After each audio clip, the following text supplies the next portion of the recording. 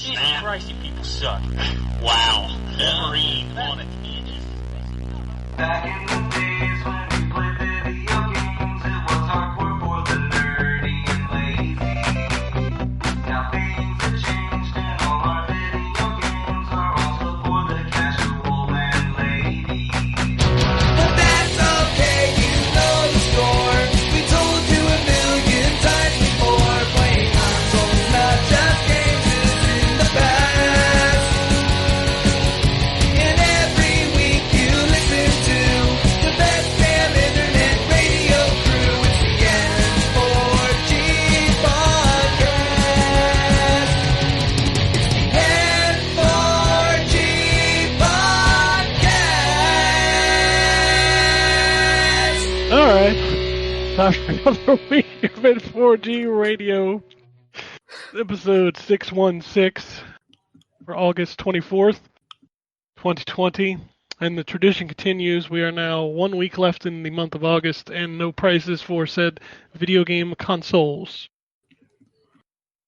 Although, I think the games are the consoles are going to release, and then they'll tell us what the price is. at the register, they'll be like, your total is... and then- Yeah. There'll be a drum roll. Yeah. So how much is going to cost me? You know? Yep. It's crazy. Gamescom is this week, though, so probably... Nothing. probably not. Nothing will be Come there. on. No. I know. Don't even choke. It's got to be... It's at some point, they have to tell us so we can order these fucking things, right? Yeah. They're just going to look. What was that? Dreamcast. They're just going to do it.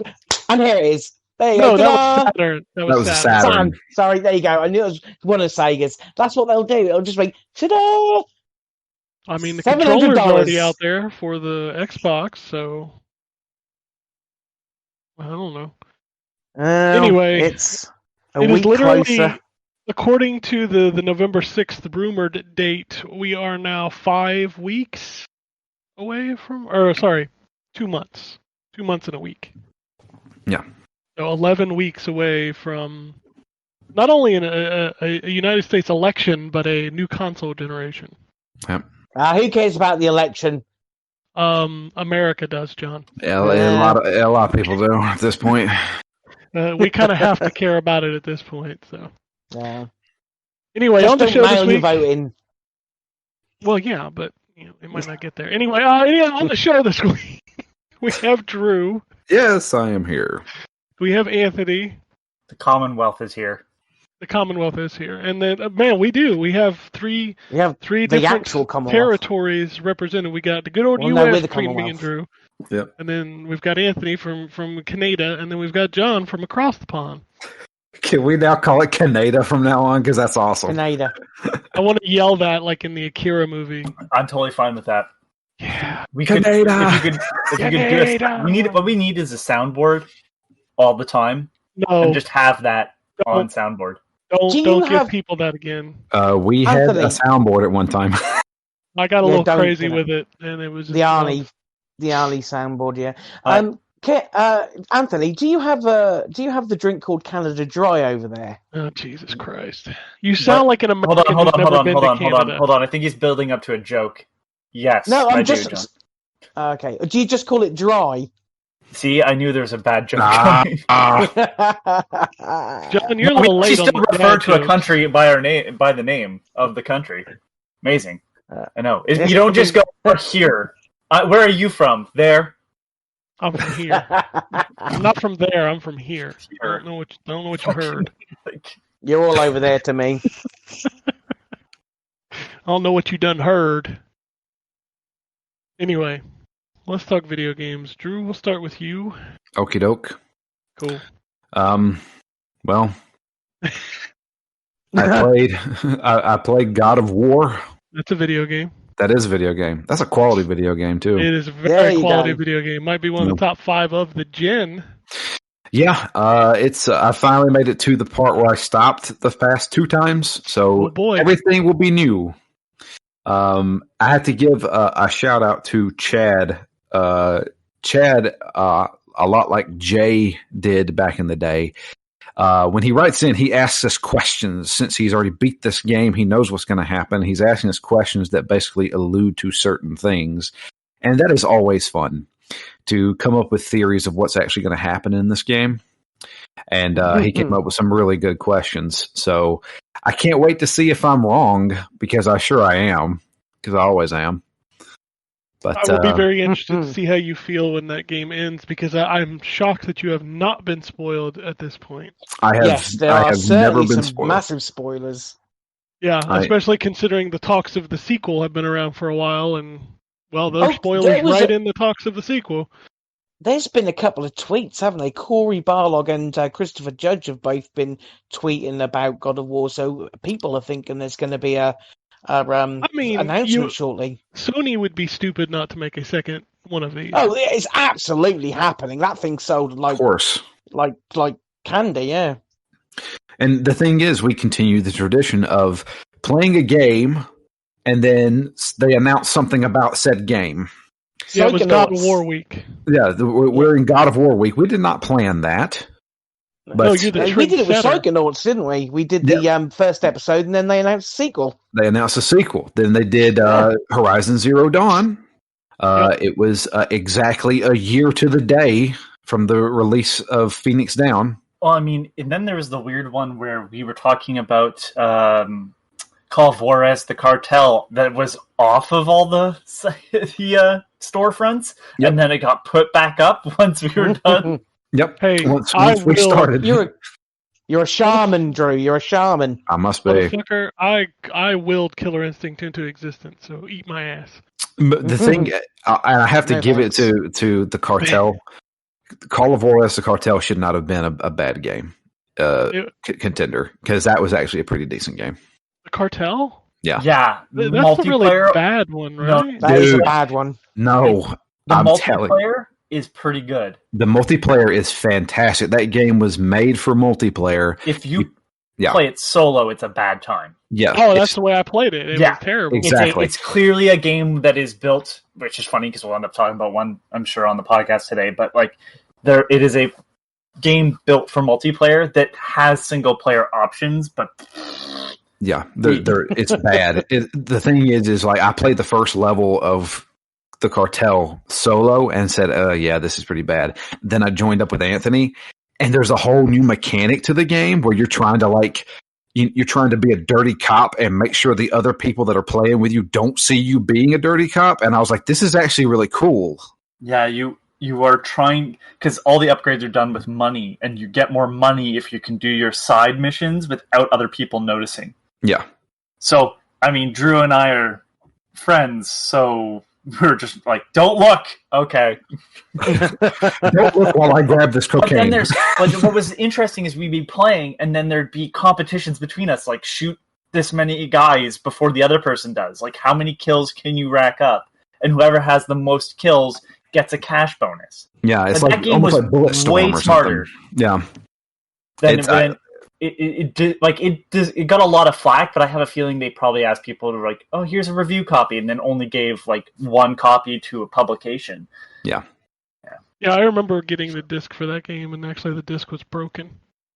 Oh, Wow, There you go. you used to get discs. Yeah, Oh, discs yes. used to be a thing. I'm trying to remember the last disc we got. I think it was a Switch cartridge, and I don't remember for what game. Oh man, the last one I got was I have your copy of Bound by Flame. Yeah, who cares? No. I mean, it's a fine game, but I'm never going to play it again. Oh yeah. But yeah, that was another one that was on the bad game list. Remember when we used to, like, we've been doing this long enough that we used to pray that we would start getting codes, because codes were so many. I used to have to mail these guys discs. Yeah. You want to talk Well, about a review taking longer? We'd get the copy, and then I'd have to turn around and remail it to somebody else. Yeah. Have to To mail be it to fair, Georgia. you had to hand me the copy of one of the FIFA games for review. I Yeah. remember that. You gave Yeah. that to me when I came over. It's like, do you want to review this? I've had this. And it was like, I can't remember, FIFA 16 or whatever. Like, okay, yeah, that's seen some mileage. I used to drive to K-Dub's house and drop off a disc. Like, hey, here's a game. Can you review this? Yep. Jesus, see that people say that the old times with the discs are great, but there's some benefits to digital. Dude, I just like text somebody. I'm like, hey, you want to review this game? Yep, cool. Here's a code. Yep, there's Yeah. code. Have at It's nice. It's nice. But anyway, I've been playing God of War. Good game. To be honest with you, work is gonna start getting crazy again. So I'm gonna be very limited on my game time, unfortunately. So it's just gonna be God of War and the occasional Overwatch match. Yeah, I finally got on last night, and I forgot that it was free play days Ooh, weekend for boy. Xbox. So man, I was getting paired with some real winners. Yep. It's always fun. Oh, man, I saw two people. You're such a snob. Well, Such a I saw snob. two people standing in a hallway, like emoting at each other, and I went and checked their profile, and they were brand new accounts, and I was like, "Oh, this is fun." Oh, Yeah, So- that must mean you get to kill some newbies. I definitely smoked people last Oh night. yeah. Yeah. When I jumped in with Ken, when I first picked up the Xbox version, I was unlocking constant achievements, stuff that would be very difficult to do now. But because I Yeah. was new, it was pairing me and Ken with new players, It was which unfair. I had already put 400 hours into the PC version. I was like high nooning an entire team.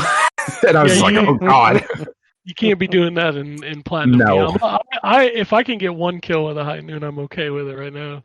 Yeah. But so I do want to ask you, because I know you said Orisa, something about Orisa on Twitter. Yeah. Oh my God, that nerf. Oh, Which one? the halt. Oh, It's bad. It's Well, real bad. They that's just in shortened- the experimental thing, though, right? No, that's a true change. That happened. Oh, I thought that was Yeah. just in the experimental card. Yeah, I used to main her, and I don't want to play her anymore. Huh. I mean, that completely ruined that character. It is so short now. Like, I used to use it to pull people out from, like, you know how they peek behind a wall? I'd use it to pull them out. You don't Yeah. even have enough room to do that anymore. It's not long enough. I mean, it was over half shortened. It's awful. Oh well. I So thought that I'm- was I'm just an done. experimental thing. No, they went full on with that, and they need to revert that, because until then, I'm never playing her again.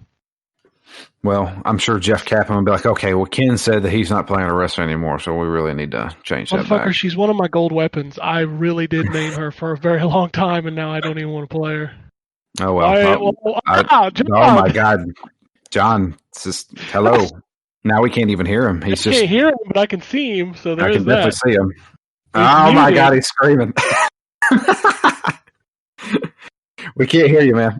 You're muted, John. I actually don't know what I've done. Oh, hang on. It's there you Oh, go. there he goes. Sorry. Way to break the show. If you want it back though, here you go. Oh, he's back. He's back.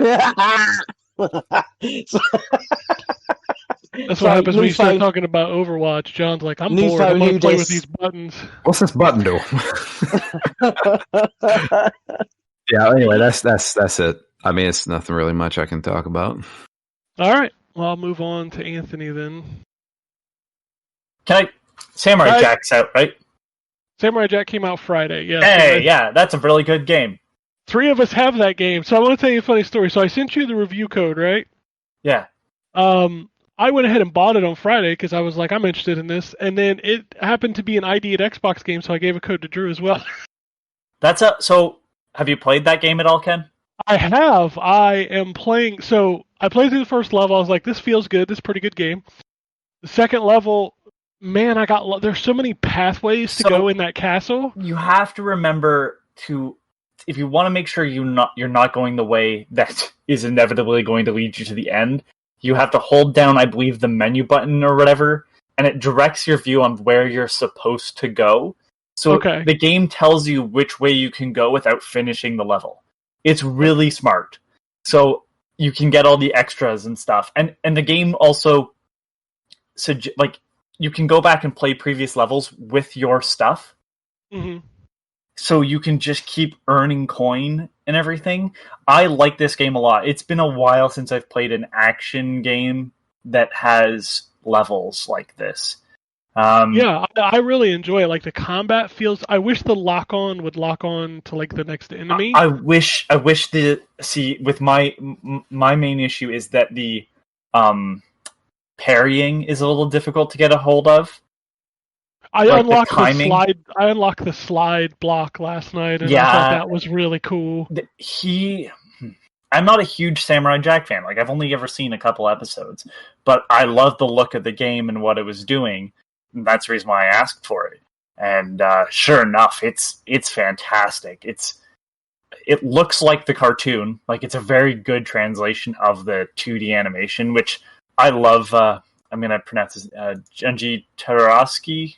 I'm pronouncing that wrong. I have that horribly done, and I apologize. He's such an amazing animator. He did the original Clone Wars 2D animations, and like they've translated it to 3D really well. And the fact that like Jack's gi falls apart and his hair becomes untied as you take more damage, and the sword fighting feels good. But then there's a bunch of other weapons you can use that all break, but you can get them repaired. Like you pull out a bow and it allows you to aim with it, which other projectile weapons don't allow. Like even the gun, you can only lock on with the gun. You can't aim with the gun. And there's platforming and there's like traps, and you get into an area and you're like, I'm going to have combat here. And sure enough, but then they have guys that are shooting you, but when you get close, they'll switch to a melee weapon, and it's like, I'm really impressed with how this game is. There's been one glitch that I had, and it was graphical only, which is pretty good. It was just the pop-in for the texture. It kind of was weird all of a sudden, but it was right after a load, so it just clearly loaded the other assets before it loaded the one up up in the front. But yeah, it's a really good game. I haven't played enough to make a full review of it yet, but I'm really enjoying it, and it's very colorful too. That's another thing that I'm really liking about the game, is that it's pretty to look at, not just in the graphics though, but in the fact that it's got a lot of color that I just don't see in video games too often. And you can't not love the fact that it's got all the actors from the show. Phil Lamar does Samurai Jack, and what's his name? Steve Bloom. Is Steve Bloom? Isn't it? Yeah, I think he plays the Irish or the Scottish guy, the boss, the Scotsman, boss. Yeah, the first boss. Yeah, who ends up showing up again. Yeah, he's like a shopkeeper or something like that. No, he ends up giving you like side quests and stuff. Oh yeah, the challenges. Like you can do the challenges, and it keeps track of them. And every one you do, you get like a handful of coins and stuff. Yeah, there's a lot to collect. You know, you go back through, and you're like, oh, that's how I get this. And it's a game that feels challenging but not punishing in the slightest. And I'm playing on normal, and sometimes it's just like, oh, I really should have done this here. But I feel like you could just keep leveling up and making the levels easier to play. And I'm really impressed by everything it's doing, that it's allowing kids to definitely play it. But I feel like there's enough here where, as an adult, I'm enjoying learning all the parts. The only thing that I just really have to teach myself is like I keep relying on the sword too much, and other weapons do different damages to different enemies, and so I gotta learn to keep switching weapons out, and I keep relying too much on the sword because the sword doesn't break. But yeah, like I love going through the levels and like seeing something and going, I don't know how to get that right now, and then realizing later and going, okay, so the next time I play this level, that's what I have to do. The boss of the second stage is pretty difficult. So I luckily had enough like healing items and stuff to make it through, but man, that kicked my ass quite a bit. I also started up Last Window, which is the Secret of Cape West, which is the sequel to Hotel Dusk. I don't have enough to say about that right now because I literally just started up. Because at the same time, I'm also playing Professor Layton and the Curious Village. I think that's the subtitle. It's the first Professor Layton game. I'm finally going through and actually finishing them instead of starting them up, playing a bit, going, oh, I like this, and then like going, oh, okay, and then there's another thing. So I'm trying to work through that. And then a short game that has been talked about, Drew actually suggested the YouTube channel to me, Alpha Beta Gamer. It's a great channel. Yeah, everybody should follow that for sure, because he looks at a lot of stuff and some really weird out there horror games. Usually they're short, sometimes they're free. And he did one called Perfect Vermin recently. And the creator of VVV, Terry Kavanagh, even talked about it on his Twitter. It's a game where you're given a sledgehammer and you're going through an office building and smashing furniture that's out of place to find the organic creatures inside of them. So, like, you walk into a room and there's 2 fridges, and one of the fridges is in the middle of the room. So you walk up to the fridge in the middle of the room, smash it open, and there's, like, guts inside. And once you're done that, you return to the elevator. Like, there's a certain amount of those creatures on the floor. And then they have these interstitials with this really well-animated pixel art guy that's talking. And I don't want to spoil it because it's like 10 minutes. It's absolutely free to play. It ends up being something way more than just kind of like a gross out horror game. I was really impressed. I think it's one of the best uses of a game as a medium to tell kind of a more serious story. And the only other thing I have to talk about, which isn't a game, but it's game related, is everybody should watch Generation 16's look at the Laser Active. Greg Stewart did a really good job. It's an hour-long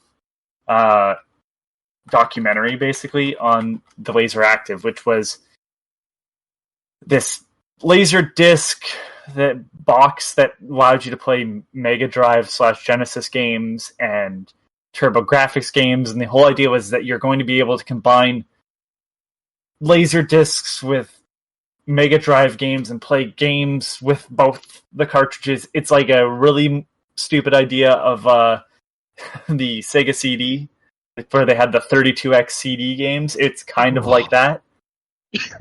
And I think everybody should watch it. It's one of the most interesting documentaries on video games I've seen in a long time. That, and of course, The Gaming Historian, who everybody should watch anyways.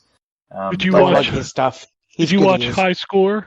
No, I did not. I watched all the episodes. They're really good. It's really good. There's a lot of I if you like us and you follow this stuff, there's a lot of I knew that stuff in there for sure, but there's a lot of really, it's just fun to watch that stuff, like especially the Nintendo versus Sega fight, the Mortal Kombat stuff, the Doom stuff. There's a lot in all those there. sort of things. I kind of get to an age where I like watching like all of these YouTubers and these type of documentaries like King of Kong and Game Over and like say I'm looking forward to watching High Score. Just interesting. And isn't there talk that Seth Rogen's doing a whole film, film on the whole Sega Nintendo thing? Yeah, that was a book that he's bringing to a movie, I believe. I love that stuff. As long as I thought it was being turned into a series now. Maybe it is a series now, but it's based on that book. Yeah. Right. Yeah, that stuff's cool stuff. Like, yeah. There's some good people in the High Score. Like, it's not the people that you necessarily wanted to be in it, but like it's not Carmack, but it's Romero. It's Romero, yeah. Well, honestly, Romero. As much as I love Carmack, the way he speaks is on like a different level. Like he's Neo after he comes out of the Matrix and all he sees is code. You can't really have him up there because let's be honest, High Score is a more accessible version for people who don't necessarily who like video games but don't necessarily spend a lot of time with them. And like Romero's the guy to talk to because he's the one that helped make Doom look like Doom does. And Carmack's the guy that allowed that to even be possible. But it's also like you could tell they couldn't get certain people like because it's Tobias, it's not Boone. It's not Boone. Yeah. So you definitely feel like it's nice though to see other people's perspective because you do hear from Boone a lot. You hear from those people, whereas kind of I don't even know what Tobias looks like. So it's like that would be interesting to me. Yeah, he left the team after I think it was 3 or 4, and then he came back to work with them on 9, but he hasn't worked on it since. I'm looking forward to that show. They did get Roberta and Ken Williams on the show though, which was cool. Yeah. It's And cool. I think my favorite person, honestly, was the poor dude who they forced to make ET in 5 months, or not even 5 months. It was less than that. It was like what two Couple of months. weeks. Yeah, it was like 2 Couple months. of weeks, I think it was, yeah. Yeah, I just remember like him- He's the same guy that did Pac-Man, right? I don't know. I'm Port. pretty sure. Well, It the was the port. He's done the Yeah. port. Yeah. But like what I'm saying is he's the guy that at Atari who was really good at programming, so they just said, you can do this faster, right? Yeah. I just liked him like pitching the idea to Steven Spielberg. He's telling the story about it, and Steven's like, "Why don't you just do Pac-Man?" He's like, "Yeah, I don't want to do a ripoff of Pac-Man, but I couldn't say that to Steven Spielberg, so I wouldn't want to do a disservice to this wonderful film." Yeah, that was a good part. And you got to love the fact that the entire thing is narrated by Mario. I mean, come Yeah. on. Oh, they dive deep Nice. into Night Trap as well. Okay, Yeah. then I'm in. Yeah, they talk to the guy who made Night Trap. The guy did the whole explanation of how he pitched it, which I thought was super interesting. Yeah. The thing is, if you play that 25th anniversary thing that we did for Phoenix Down, Yeah. he has all of that. They have a full-on documentary. Yeah, in that's from that. My Life in Gaming, Yeah, who's another channel people should watch because they do some amazing documentaries as well. but his explanation on High Score, even my wife, she thought it was hilarious because she's like, he said, I wanted to do ninjas. She said, well, that wasn't ninjas that we just saw. I was like, just wait. You can't do ninjas. How about vampires? Okay, but you can't show a vampire biting somebody. How about a giant drill going into their freaking neck? I'm just like, what? That's okay. That's not real. So, Yeah. oh man, yeah, that's a fun documentary. If you haven't had a chance to watch it, I suggest it. It's only 6 episodes. They're all about 45 minutes piece. Is it the same people who did the Toys That Made Us? I don't. No, I think it's a different studio. That's kind of disappointing because they did the movies that made us too. I Yeah. was hoping it would be the same people. But I guess they would have just called it The Games That Made Us. That'd be really stupid to be like, High Score is the name of our series. Yeah. I think it's a different company that did that. All right. You get to hear give it a about shot. Miyamoto's chain smoking. Yeah. Yeah, I'm not surprised. The It's kind two- of a thing. The two guys who had to work on Star Fox were sectioned off in this one little room, and it was the only smoking room, and Miyamoto would come in and just smoke constantly behind them. Yeah. The story of Star Fox is super interesting because hearing about those guys hacking the Game Boy to make it play 3D, and then they got hired by Nintendo to make a Star Fox game. Yep. Such a cool story. Oh, excuse me. Anyway, is that it, Anthony? Yes. All right. Then I'll move on to John. Yeah, this will be quick because I played more Fortnite. Cool. Yeah. Today was the free Fortnite Cup. Okay. Yeah, so this is the last chance because they are the season ends on Thursday and they're getting a new season, and from that point the phones won't Android and iOS versions won't get updated, so they're not going to get a new season. They're going to be stuck on the current season 3. So they're kind of another way to market the boycott Apple thing. So they've done a free Fortnite. The free Fortnite Cup. So I took part in that. People play way differently when there's points at stake, which can earn you prizes. So that's a new one for me. Nobody likes to, it's weird. I guess it's probably the same for when you play Overwatch ranked and unranked. It's like people will take it way more seriously. So that was a learning experience. But I'm still having fun playing that game. I don't know why. I shouldn't. I should not have fun playing that game, but I actually am.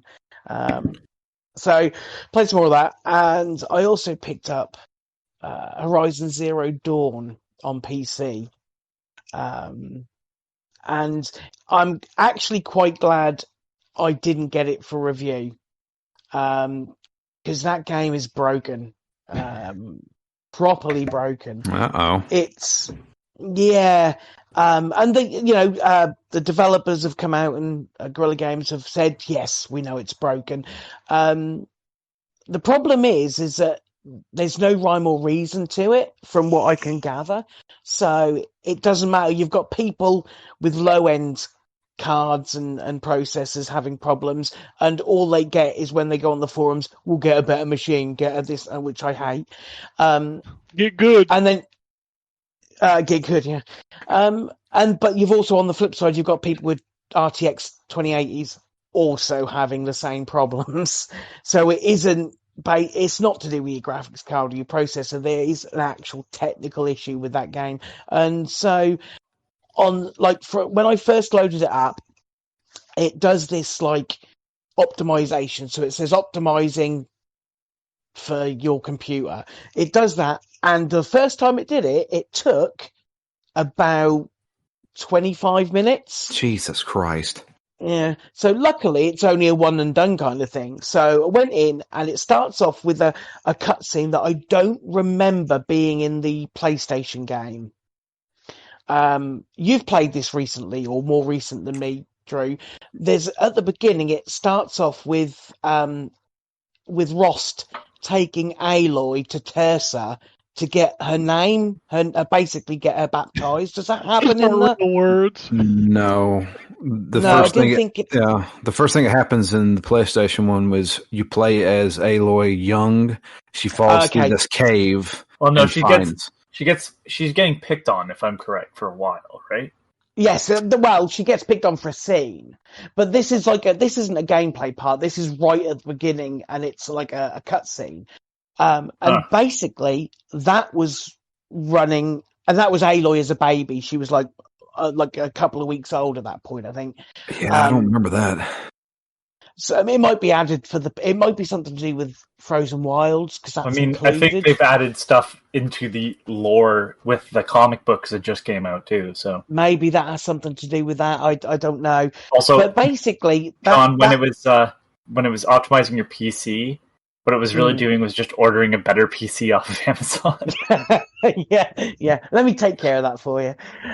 So anyway, it does the optimization. Then it goes into this cutscene, and the cutscene ran for about 5 or 6 frames per second, stuttered with sound, and then crashed my computer.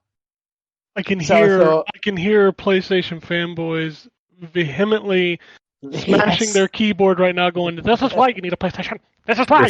This is why the PlayStation is the best. PlayStation is the best. You don't put the games on the PC because they don't work, because the PS4 is more powerful." Yes, more powerful. I can hear them now. So anyway, I can also taste the Xbox tears. Of course they can, because you don't need it. You just play it on the PC because the games are not as powerful on the Xbox, so the PC can handle those. But it can't handle Horizon Zero Dawn because obviously it was meant for PlayStation. It's because they added Xbox native controls. That's why it's broken. That's why, yeah, that's it. Holy shit, we cracked the code. We cracked it. We cracked it right there. It's sabotage, really. Guerrilla Games were paid by Sony to sabotage the PC version.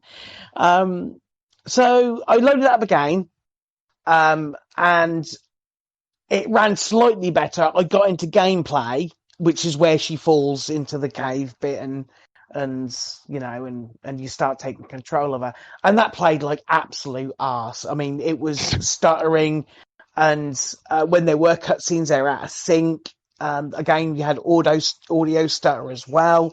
So I thought, oh, fuck that. I turned it off and came back to it the day after, and the fucker wanted me to optimize again. So I had to wait another 25 minutes, even though I'd already started the game.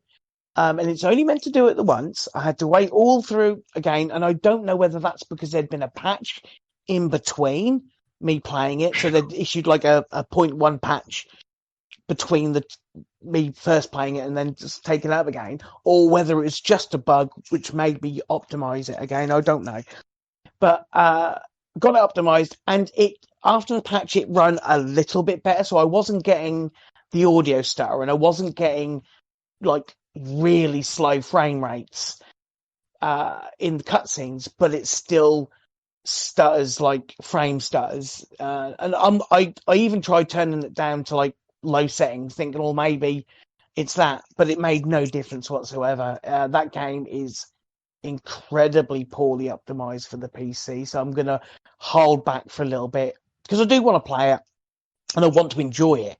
So I'm going to hold back for a bit and wait for the big issues to be resolved in a patch. And they say that they're working on it, and hopefully it won't be too long. So that's a shame. That's a shame because otherwise, when it plays well, it looks really pretty. And it does, when it's running well, it does run really nicely at 60 frames, but it's just not constant, and there's too much, there's too many drops and hitches for it to be comfortable to play.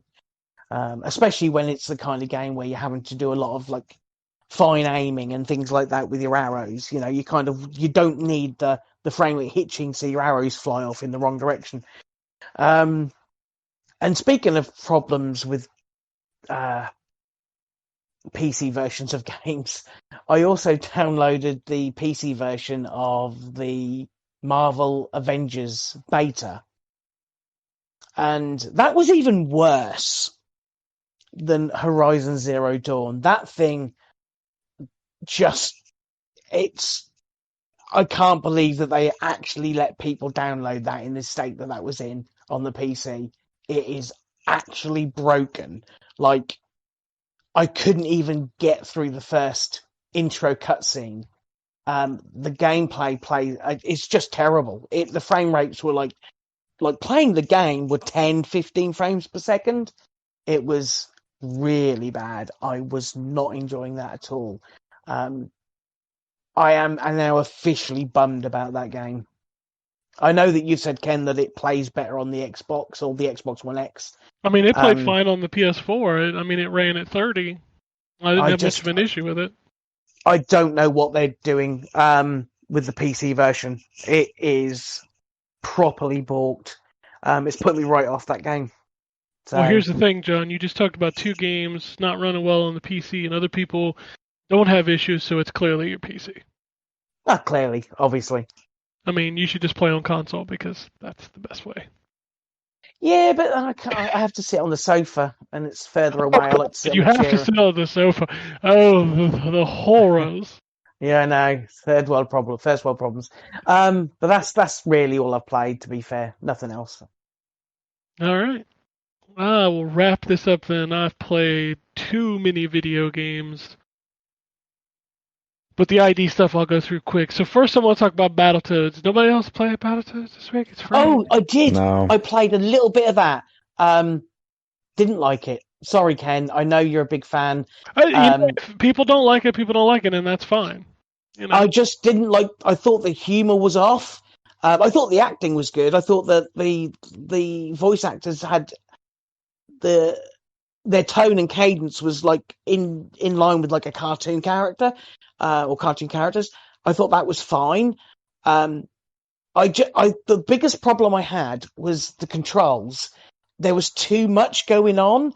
It was like, press this for that, then you press that for that. And like light and heavy attacks is fine. But when you have to start pressing the left trigger to use your tongue, but also press it for this, and then the right one to dash, but also, it got confusing and it kind of put me off.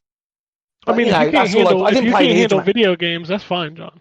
Maybe I'm That's just cruel. It's funny, He's right. I've got the wrong your fingers hobby. suck. Get better fingers fingers. suck. Get good. Yeah. Okay. Get good. But yeah, I didn't enjoy it. I lied. I had one more game, Ken, and it's because you brought up Game Pass. I finished The Tourist. Oh, I still need to do that final dungeon. I do. That is a game that I want to see again.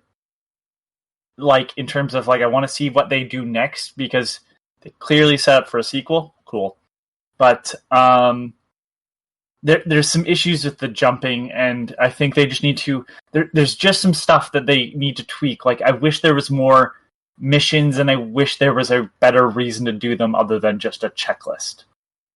Yeah, that game is definitely a checklist game. And I feel like I probably broke the game by doing that, because if you do the diamond mine, you can sell the diamonds. Yes, and the diamond dealer. Once you sell them, you pretty much have enough money to buy everything in the game that you need to. For a test run though of ideas, I think it was fantastic. The game's super pretty looking. That was never in question. Oh yeah, I definitely like their art style that went with that one. It's certainly striking. Yes, and I mean the colors and the and he looks like fucking pixelated Magnum PI. Yes. Yes. It's a game that anyone should be jealous of. It's a game that I walked away from going, okay, it was just okay, but the potential and the things that they did right was done so well. Also, the fact that they referenced some of the other games that they've like published and made, like Fast RMX, and oh god, I can't remember the other ones. You have to buy records from the store, and all the records are from other games that they've published or made, and it was a really well done game. It was just one of those games where it's like, I don't know if this was like, again, the amount of platforming I'd have to do, and I'd be like, I don't keep going down the mine shaft, but I want all the diamonds and stuff. And some of the boss fights could have been tweaked just to be a little more friendly. But I say boss fights, the boss puzzles, whatever you want to call them. But the characters and the writing and just exploring that world was a lot of fun. They could have just had a bigger like all the islands could have been way bigger, and I would have enjoyed it just the same. And when I say bigger, I don't mean like filled with actual stuff to do. It was just so pretty looking at the environments and the way that each island had its own characterization. Like, oh, this is the island with the surfers, and this is the rich people island and stuff. I really liked that. I wish I could have delved more into that world. But it was good. It was a good game, and especially because it's on Game Pass, I think pick it up. Even then, it's only like $15, which is like the perfect price. So, yeah. Yep. I like that game. So Battletoads, yeah, I played this and I reviewed it. It is not a long game, but for what it is, you kind of don't want it to be long. Unlike John, I did find the humor funny. I really, like, it's one of the first games in a while where I was excited when a cutscene popped up because the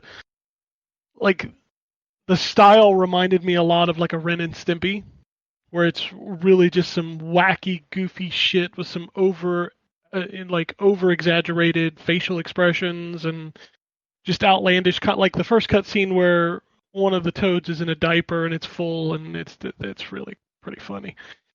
But like John said, the voice acting is incredible. The people who did the voices were really spot on.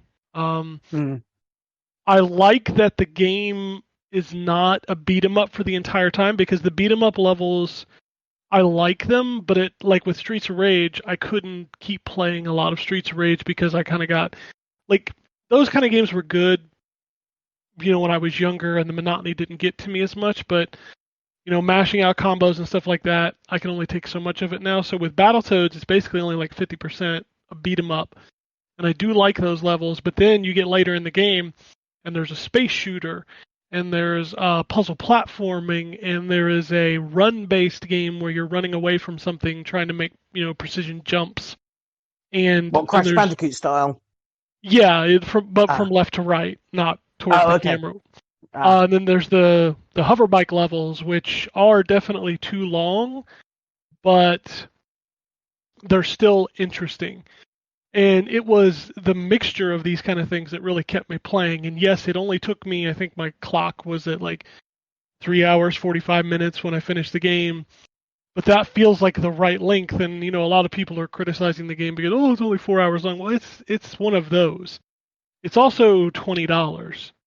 Oh, and it's also in Game Pass. And I know saying that doesn't excuse it, but at the same time, it's also it is what it set out to be. A return 26 years later, which is crazy if you think about it, to a franchise that only a set number of people have any kind of reverence for. And in fact, a lot of gamers today, y'all weren't even alive when that first game came out. But I love the fact that they play on that. Like the Battletoads, when you start the game, think they're still superheroes and the world loves them. But then once they come out of the level, they realize that, oh, it's been 26 years and nobody gives a fuck about us anymore. Also, I wasn't alive when Battletoads came out. That's true. You weren't, were you? 91. Bastard. Be the next year. And yes, Holy I cow. am. Yes. Holy cow. Children. You children. We're getting old, Ken. Sorry. Yeah. Well, I'm a lot older than you. No, just a little bit. What, 5 years? That's a lot. And I'm Okay. older than you. Yeah, well, you're just an old man. Oh, here we man. go. I'm not that old. But no, I really enjoyed it. I had a ball with it. It's definitely, as somebody who was a fan of the originals and who have been clamoring for this franchise to return, it's definitely what I wanted. And if you have Game Pass, you have no excuse. Pop it in and play it. And if you like John, you don't like it, you don't like it. That's fine. You Oh don't yeah, have that's to the have- great thing. It's on Game Pass. It didn't cost me anything not to like it. It's great. Exactly, but at the same time, we have to look at video games like you don't have to get angry when somebody doesn't like the thing you love. It's okay. True. Yeah. Like, if you don't like Battletoads, it's fine, but if you're that asshole who goes online and is using Metacritic or how long it takes to beat the game or the fact that it looks like a cartoon to argue your point and you've never played it, then fuck right off. Don't even talk about the game. Like, truthfully, don't. If you played it and you don't like it, cool. There's a lot of people that ain't going to like this game. I don't like, fucking Shenmue, but you guys all go nuts over it. I played it, so I'm People, allowed to make fun of it. I Fuck think- off. I think. You know what? I'd like to think it's because we're in this such a lull at the moment where we are waiting for prices and release dates and more info on the next gen that people are just getting bitter about any little thing. But then I realise that doesn't fucking matter. They're always like that. So Well, it's fuck always 'em. like this right before a console launch because these assholes are trying to justify what they're buying. They're like, what am I going to stick with for the next 4 years? I'm like, you realize your console's not like your wife. Like, you don't No, have it's not as if don't- you have to change it out every. Oh, that'd be nice, though, wouldn't it? You could No, John. upgrade to a new one every 7 years. John, aren't you getting married next year? I am. Maybe you should not. Maybe you should not talk like that. That's not a nice thing to say. That was a joke. Don't treat your PlayStation like it's your wife. Like, you don't. There's not a big commitment you got to make here. Like, if you get another $600 in the next couple of years, you can buy the other one. It's okay. I promise. I am also playing Madden, which is funny because if you have EA, it's not EA Access anymore. It's EA Play. Has it been updated already? Yes, and I will tell you that the app still fucking sucks. That Oh, app has that app always is- sucked. But And- I do love that Microsoft have kind of built it in, so it's like part of Yes. the UI, so you don't even need to interact with the Unless you app, wanna 'cause play a that app is trial. Shit. Oh, wait, no, you- even with a trial, you don't have to because I no, because you go to the store and do it.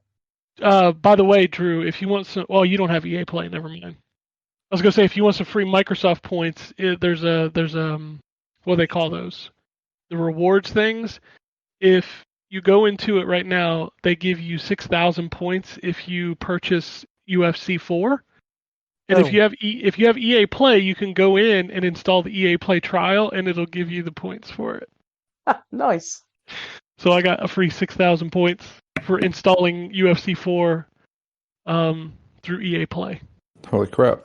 Yeah. And then ultimately deleting it because that's what you would do with UFC. Well, I 4. booted it up and got the achievement because there was another points thing for getting an achievement in UFC 4. So I booted it up and got an achievement, and then I deleted it. So Did you do the tutorial? Was that the achievement? yeah.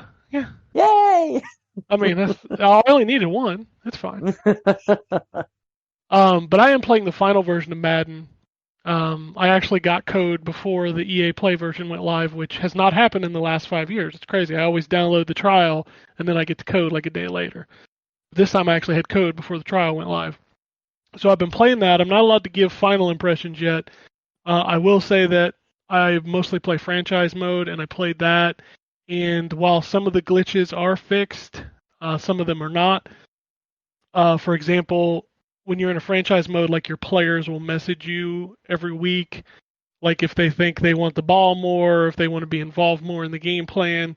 And I ran into the glitch last night that was in last year's version where I played a game, I won, then I had my bye week, and then I came back from the bye week, and my running back was like, man, that loss last week was tough. I hope you include me more in the game plan this week. I was like, we won the last game you played. You had a great game. We didn't play last week, and we certainly didn't lose.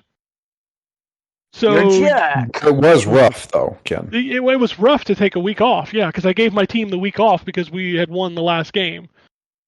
So little things like that are still in there. The presentation is a lot better this year. Like they've got some really cool graphics and things that happen before each game. This is a huge game for me and my team because this is the first year that my team changes cities and the new stadium is in the game. And this is the first time that I've really kind of seen it because the season hasn't or maybe will not start this year. So Wait a minute. Raiders are moving? Yeah, they're in Las Vegas now. They're the Las Vegas Raiders. They've got a new stadium. I did not know this. Yep. Wow. They announced it at the end of last year. What's that? No more Oakland. No, this is the second time they've left Oakland. Yeah. It was originally LA Lakers, or not Lakers, Raiders, right? It was Oakland LA first, Raiders, then they yeah. moved to LA, Oh, then they moved back to wow. Oakland, and now they're back. Now they're in Las Vegas. Las Vegas. Dang. Did Yeah, not know that. It's weird when you play the game because I'm normally, you got the ticker at the top and it shows like the city initials. Now every time I play, it's LV, and I'm like, what the fuck is it? Oh yeah, we're the Las Vegas Raiders. Man, that's wild. So the new stadium is in the game. It looks really good. I like the new ball carrier stick moves. Like you can do a lot more like juking and different stuff with the ball carrier. They've got a new one-on-one matchup with cornerbacks, which I think is cool. It still doesn't feel like a huge upgrade, kind of like they've been going for the last few years, which makes me really interested to see the next-gen versions when those are available. And the developers have come out and said, hey, we know y'all are really pissed that the franchise mode hasn't really changed in like 5 years. So they're talking about making updates to this one and then really overhauling it in next year's game. So since that's what I play a lot of, that's really what I want to see. So I will be interested to see what updates they make. But Have they tried Road to the Show kind of thing with Madden? No, not really. The mode that they're on now is called Face of the Franchise. They had it last year. And basically what it is you pick you create a character and you play their like final college game, and then you get drafted. Right. And then you can go through but it literally turns into the franchise mode, so all the story stuff goes away. Right, yeah. And it's not great. This year's Face of the Franchise says it has more colleges. Like last year it only had like 4 colleges to choose from. And I got drafted by the fucking Broncos, which as a Raiders fan was disgusting. But I'm interested to see what other colleges they have this year, and I'll play that. So, and last year you could only play one position. Last year you could only be a quarterback. This year they've opened it up. You can be a quarterback, a running back, or a wide receiver, I think. Okay. So it's still nowhere on the level of Road to the Show. Be a freaking nose guard. Yeah, can I be a place kicker holder? Can I just hold the ball for the kicker? Yep. What if you could just be a kicker? That'd be wild, right? You just kick balls all day long? Yep, that's it. That'd be a really boring franchise mode, really. It would be, but I'd be the best kicker in the world. Yeah. There's like 3 of those. All right. So I played that. I'm also playing Windbound, but I can't talk about it yet. We'll talk about that next week. I did play Spiritfarer, which is also on Game Pass, which is the new game from Thunder Lotus. Who are they? They did. You would know the games if you saw them. Jotun. What's the newer one? The Metroidvania kind of one. Don't do this to me. Give me a second. I'm looking it up. Yeah, that game is Sundered. beautiful. Yeah, Sundered. So Thunder Lotus is one of the their animation quality is unreal. Their games look so good, and Spiritfarer is very much that. Like the animations in this game are amazing. But this game is very different than their other games. What is he doing? What? He's back at it again. Jesus Christ, John, knock it off. So Spiritfarer is very much you're taking over for, if I pronounce it wrong. You just want to see my pretty face. I know it. You're right, I do. You pronounce the guy that runs the river Styx, the land of the dead. Sharon, is that how you say it? Karen? Karen? Sharon? Sharon? Schedule? Schedule. So you're replacing him, and you basically are just helping anthropomorphic. I can never say that word. Anthropomorphic. Morphic. You tried to correct me and you didn't say it right, so fuck off. Nope. Aluminium. Oh, fuck you. Jesus. These animals, and your goal is to build this boat that floats on the river Styx, and you have to keep them comfortable. So you have to cook them food, you got to give them hugs. Hang on. You take over Sharon's job, and he doesn't give you the boat. No, he says you wouldn't like my boat. You need to create your own, and that's part of the gameplay, John, is building your boat. So on your boat, you can build a kitchen and bedrooms and guest houses, and your goal is to make these animals feel comfortable as they pass into the afterlife. And it is a very relaxing and soothing experience where you do a lot of hugging and fishing and cooking. And Do you want to play that game? I enjoyed it. I thought it was an action game. No, it's not at all. It's Okay. yeah, it's. I saw people jumping around and stuff like that though in the trailer. It does have a little bit of platforming and stuff, but it's Okay. mostly like a management kind of adventure game. I don't know. Can you lose? I don't know. I doubt it. In a game of life, everybody loses. I was It's about on to say you Game already Pass. did. It's on Game Pass, so check it out. If nothing else, it's beautiful. It's a beautiful game. Okay. All right, I'll give it a shot. All right, I'm gonna blow your mind. I played 2 roguelikes this week that I like. Whoa! I've never Steady played on, these. son. I've never played these games, but I've always heard people speak very highly of them. They were on sale. I picked them both up. They're in a package. They're both the same game, just the sequel. Risk of Rain. I've heard of those. Oh, those are pretty brutal roguelikes, but They're fun. yeah. Like, Did you play the first one?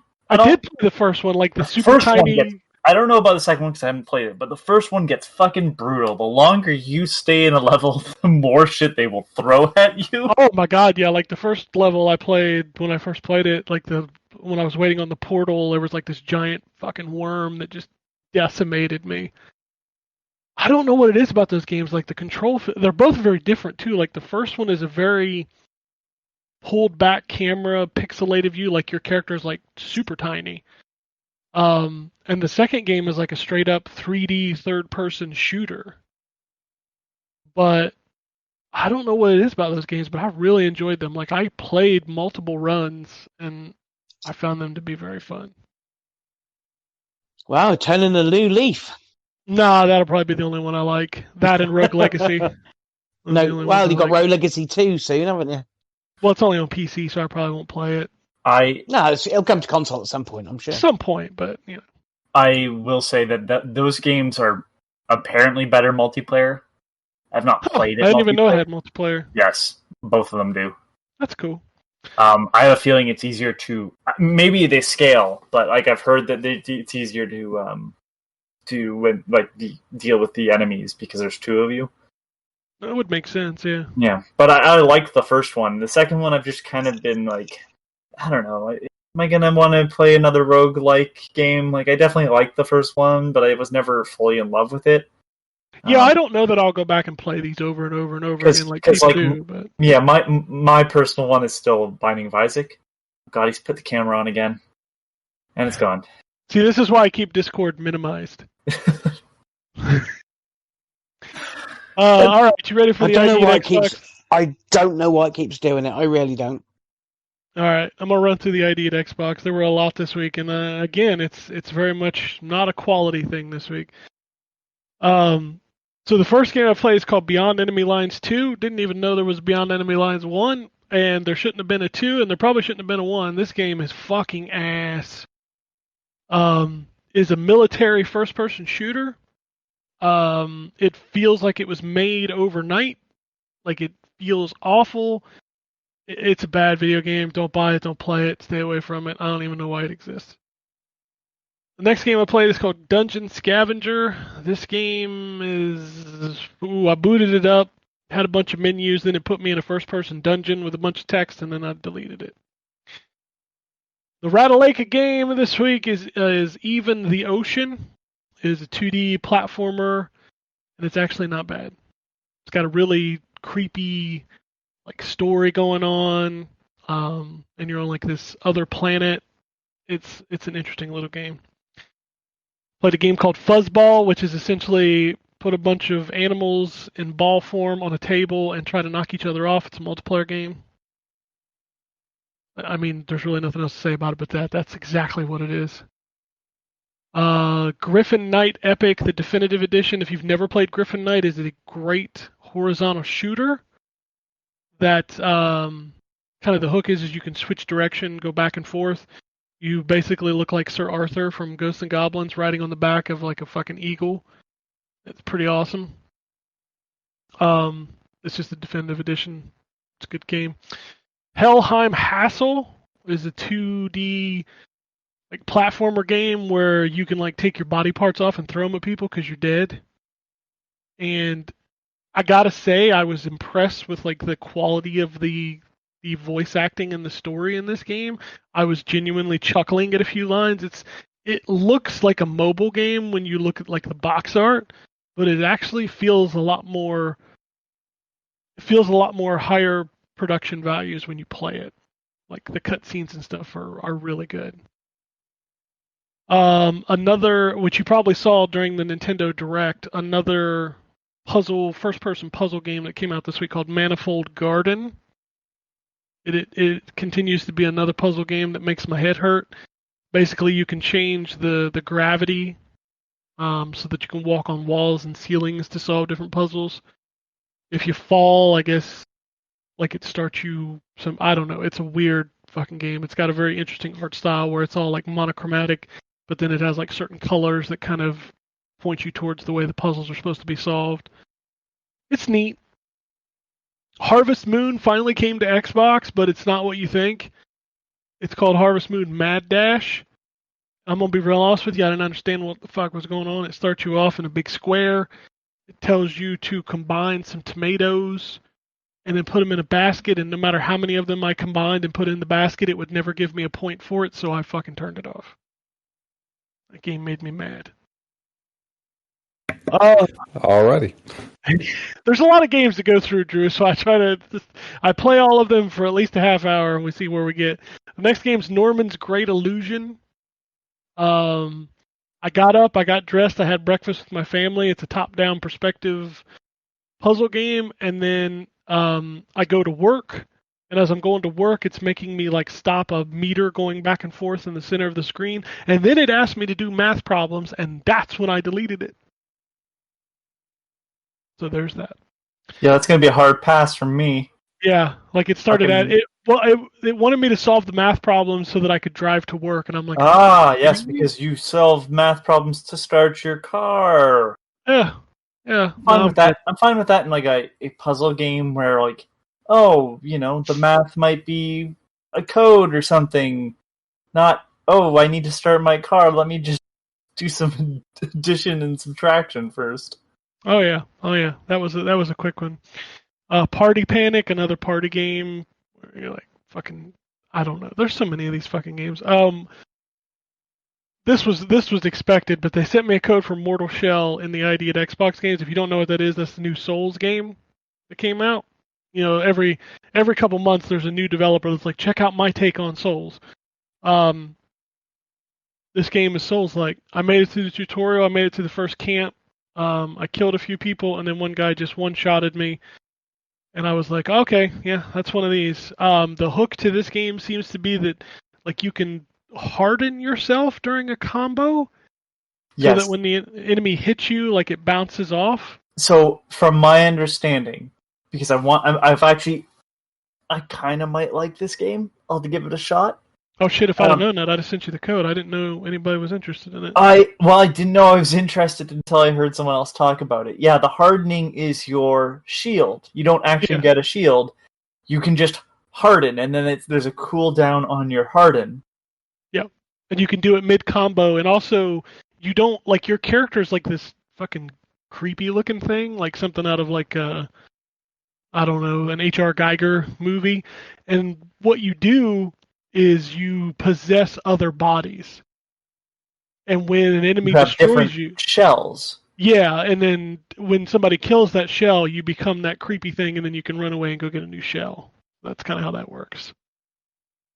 It's definitely a fucking Souls game, though. That's a neat thing. Like, that's where I was like, oh, okay, that's kind of interesting, where it's not so much like, I need to level up, and let me just keep pouring souls into this thing. And, like, don't get me wrong, it totally has its place. But I was like, okay, so I gotta grind a bit, is how I always treated those games. And I like the fact that they're like, no, if you find, like, a body, this one's gonna have a different thing. And I think this is at least the closest game visually, like, looking at pictures now even. Like, I've watched some gameplay. It's very graphic. But it's the closest I've seen to actually nailing the Dark Souls look. Yep, for sure. Which is a compliment, because I think out of all for a series I don't love, boy, I wish I liked it more, because the aesthetic of all those games is fantastic. Even when it looks janky, the creature design is just perfect. Oh, absolutely. I wish Dark Souls had like an easy mode, because I would love to just play through to see those creatures and those characters and stuff. I think they're super interesting looking. Bloodborne had the best, though. Oh yeah, Bloodborne was incredible. Included in the Dark Souls conversation. The Amanitas, is that Amarillas? I don't know what you're talking about. Drew? Bloodborne? I don't know. You didn't play a lot of Bloodborne, if I remember correctly. I made it probably not far enough. All right. No, I mean I probably fought Amaryllis, I think. 5 bosses, maybe. Called Amaryllis. I really liked Bloodborne. I wish that someone's screaming at her. Yeah, I wish that it was accessible. I'll use that word, because I get so tired of that argument as well. Like, fuck off if you're one of those people like, oh, they shouldn't get an easy mode in Dark Souls. Fuck you. I think it's pronounced amygdala. Yeah. Let me just say that the design is something else, and it's the closest that I've ever seen to it not looking like a thing for a eldritch sort of being. It doesn't kind of look like anything, and it kind of looks like something simultaneously. Yeah. I like the looks of those games. I really do. I actually watched the Game Grumps play through Bloodborne, so I've seen a lot of that game. I've just never played a lot of that game. Let me wrap this up real quick so we can move on. The last few I played an interactive movie called She Sees Red. That's a neat thing, but it feels very weird because it seems like it was done in another language and then overdubbed. So like the mouth movements don't seem to match what they're saying. But that's kind of neat. It's basically you get to a junction in the game and you make a choice, and the choices change with how the story plays out. Not something that you'll play over and over, but it was neat. Stones of the Revenant is not good. It's like a constantly moving side scroller where you're shooting things. It's just not very good. And then finally, new Super Lucky's Tale, which is cool. I reviewed that on the Switch. That is a much better version of the original game. Wish it had been free. It is in Game Pass. Yeah, but you know what I mean. You know what's weird? So here's a weird thing about that game. So if you look at it right now and you own the original, it says you purchased new Super Lucky's Tale, but you can't actually install it. Well, you can because you have Game Pass, but like mine showed that I owned it. Huh. And I'm like, but I can't install it without Game Pass. Like it still has the buy button on it, but it says I own it in the app. Yeah, it's probably because they got rid of the old one. I think it's still in Game Pass. No, the original? Yeah. Oh. Because this one has new achievements. Yeah. I don't know. It's a mess. They should have at least given you the option to upgrade to the new one for like $5 or something. Yeah. And what's irritating is that like, so they're selling it. It's $50. Is it $50? It's $40 in the States. Sorry, I apologize. I forget. It's $50 here, and I'm like, fuck off. Holy shit! I gotta look this up now because I want to know. I'm pretty sure it's $40 US. I'm gonna look it up. New Super Lucky. If you search New Super in the Xbox store, New Super Mario Brothers 2 guide shows up, which is really funny. Hold on. New Super Lucky. Search for that. There's Super Lucky's Tale. New Super Lucky's. It just says included with Game Pass. I can't actually see how much it costs. This is so stupid. Hold on. I know how to actually search because I'm not old. Hey, look, Google brought it up. Hey. There you go. So $39.99. You just couldn't say it. You had to. No, I had to rub that in for you. Yeah, I that's where I found it. But what I'm telling you is I'm logged into my account. So for me, it says install/play buy as gift. It doesn't tell me how much it costs. I know how to find this. Hold on. Now I have to tell you you're wrong. I'm signed in. And it tells me, hey, do you want to go to the Canadian site? And if I go to the Canadian site, it still tells me included with Game Pass Ultimate or, hey, $39.99. Yeah, mine doesn't say that.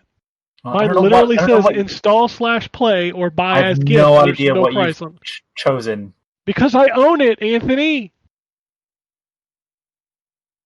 That's what I'm telling you. I own the game. They sent me a code for the new game, so that's why I don't see a price.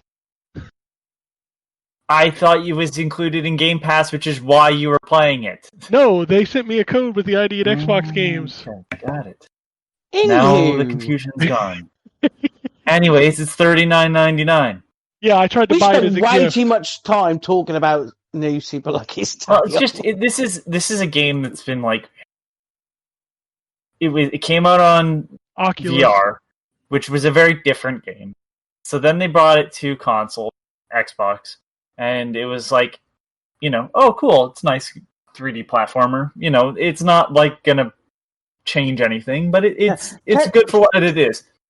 And then they're like, hey, New Super Lucky. I was going to say, can you remember for the very, very, very brief split seconds when they announced that everyone thought it was Conker? Oh, no, I don't remember that, but Yeah, I do. And then they were like, oh, here's the Switch version. And it's like, oh, I'd love all those upgrades on the Xbox version. And then it was, anytime you asked, there was nothing. And then they're like, hey, here it is. Okay. $40. Like $40. Like, fuck off. I would not pay $40 for that game. And what's really weird is this time the PS4 version that's coming out is getting the physical version.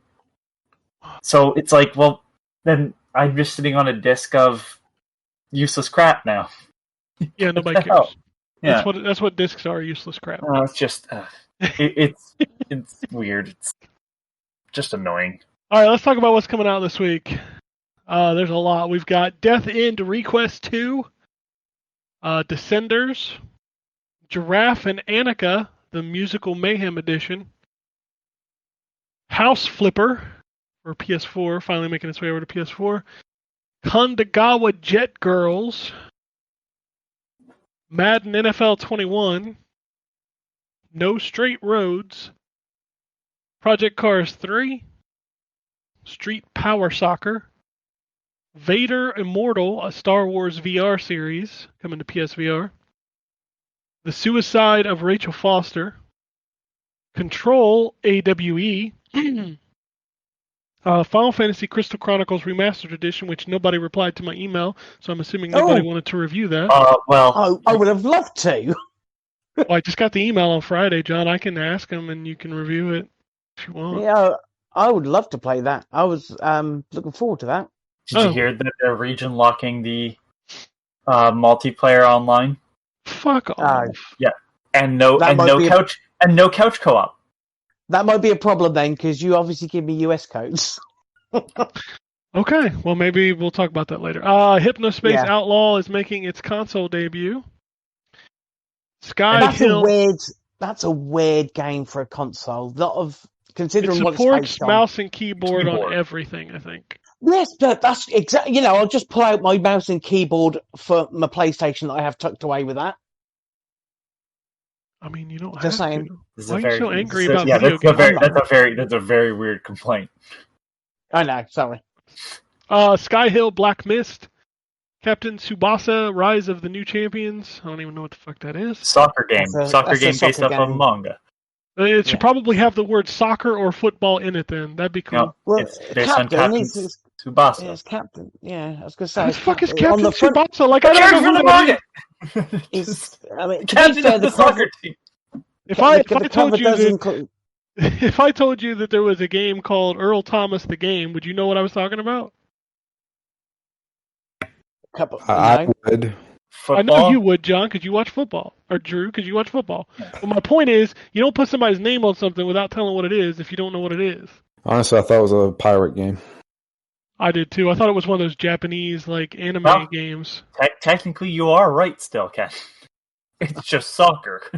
Yeah, well, it doesn't say soccer in the title. It doesn't even say football. Okay.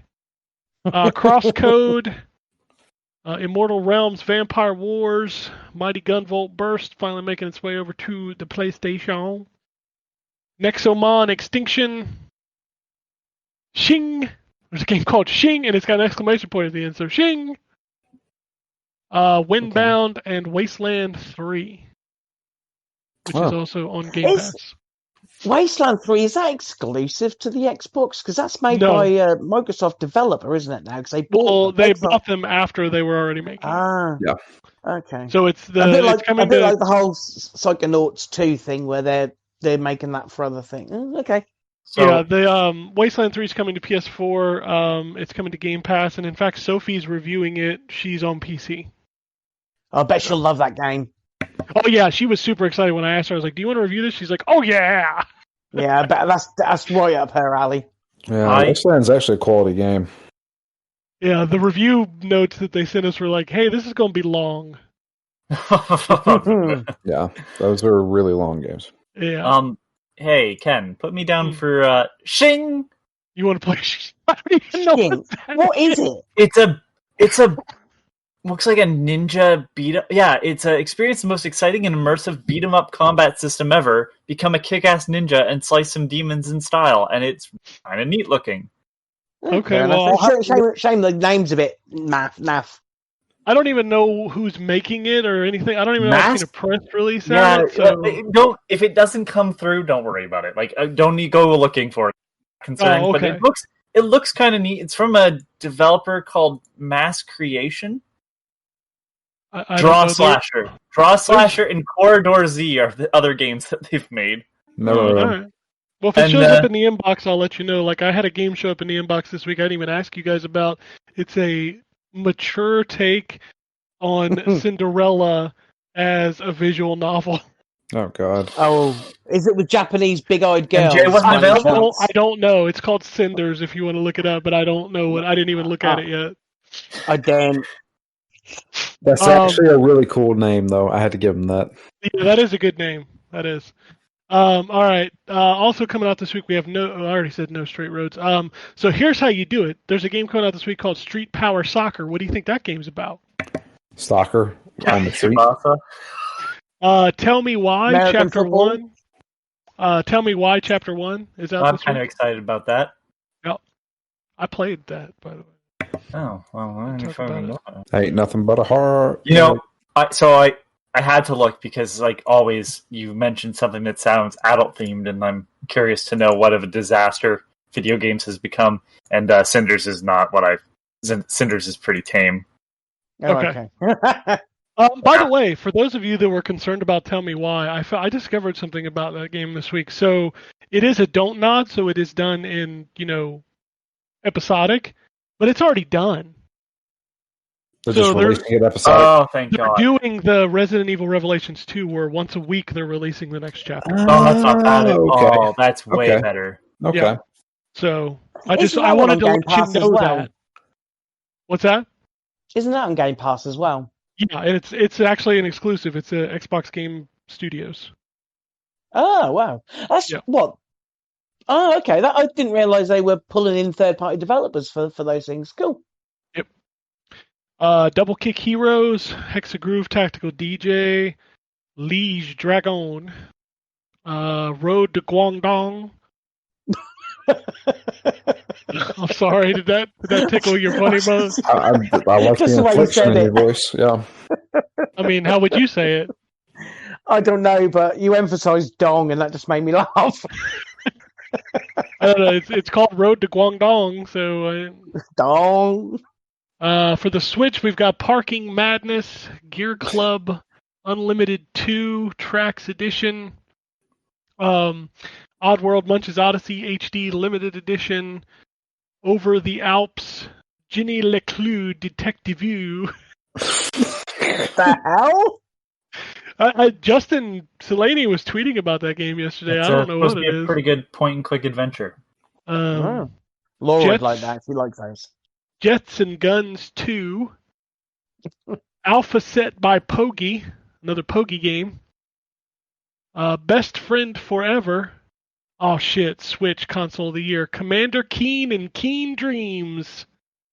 Finally. That guy owns the rights to that one Commander Keen game, and he's going to put it on goddamn everything. Hell yeah. Deadly Days. Moon Remix RPG Adventure.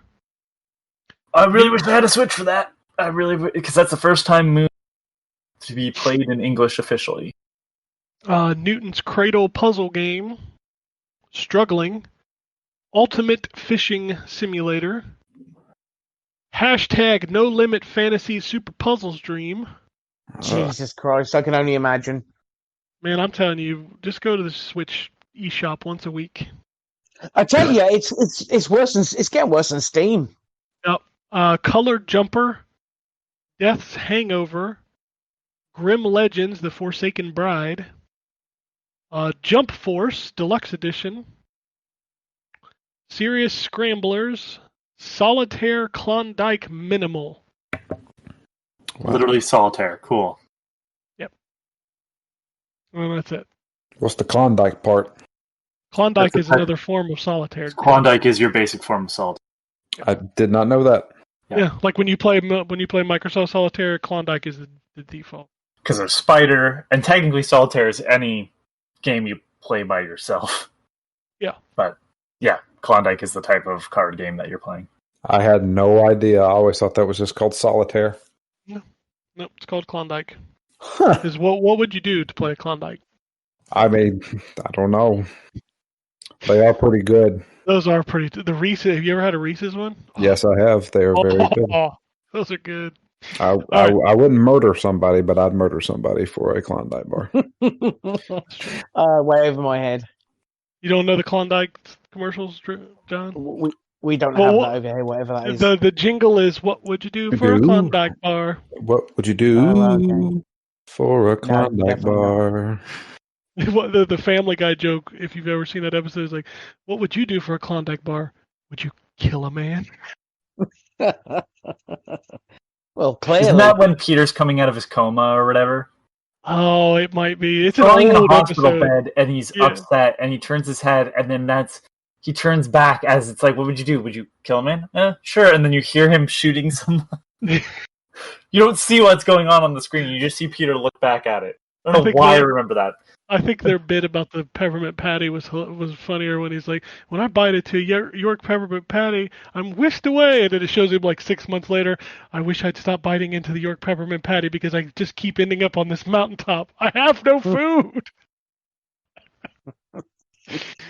Oh shit, that's funny. All right, let's do some news. Crysis Remastered has a new release date for Xbox One, PS4, and PC. It is due out in September, and it's going to have ray tracing on Xbox One X and PS4 Pro. I thought those systems couldn't do that. It's software-based ray tracing. Oh. So that's interesting. I will be very interested to see, because it's funny, because like Crysis Remastered is already out on Switch. Yeah. Well, at least we can officially say the Switch can run Crysis.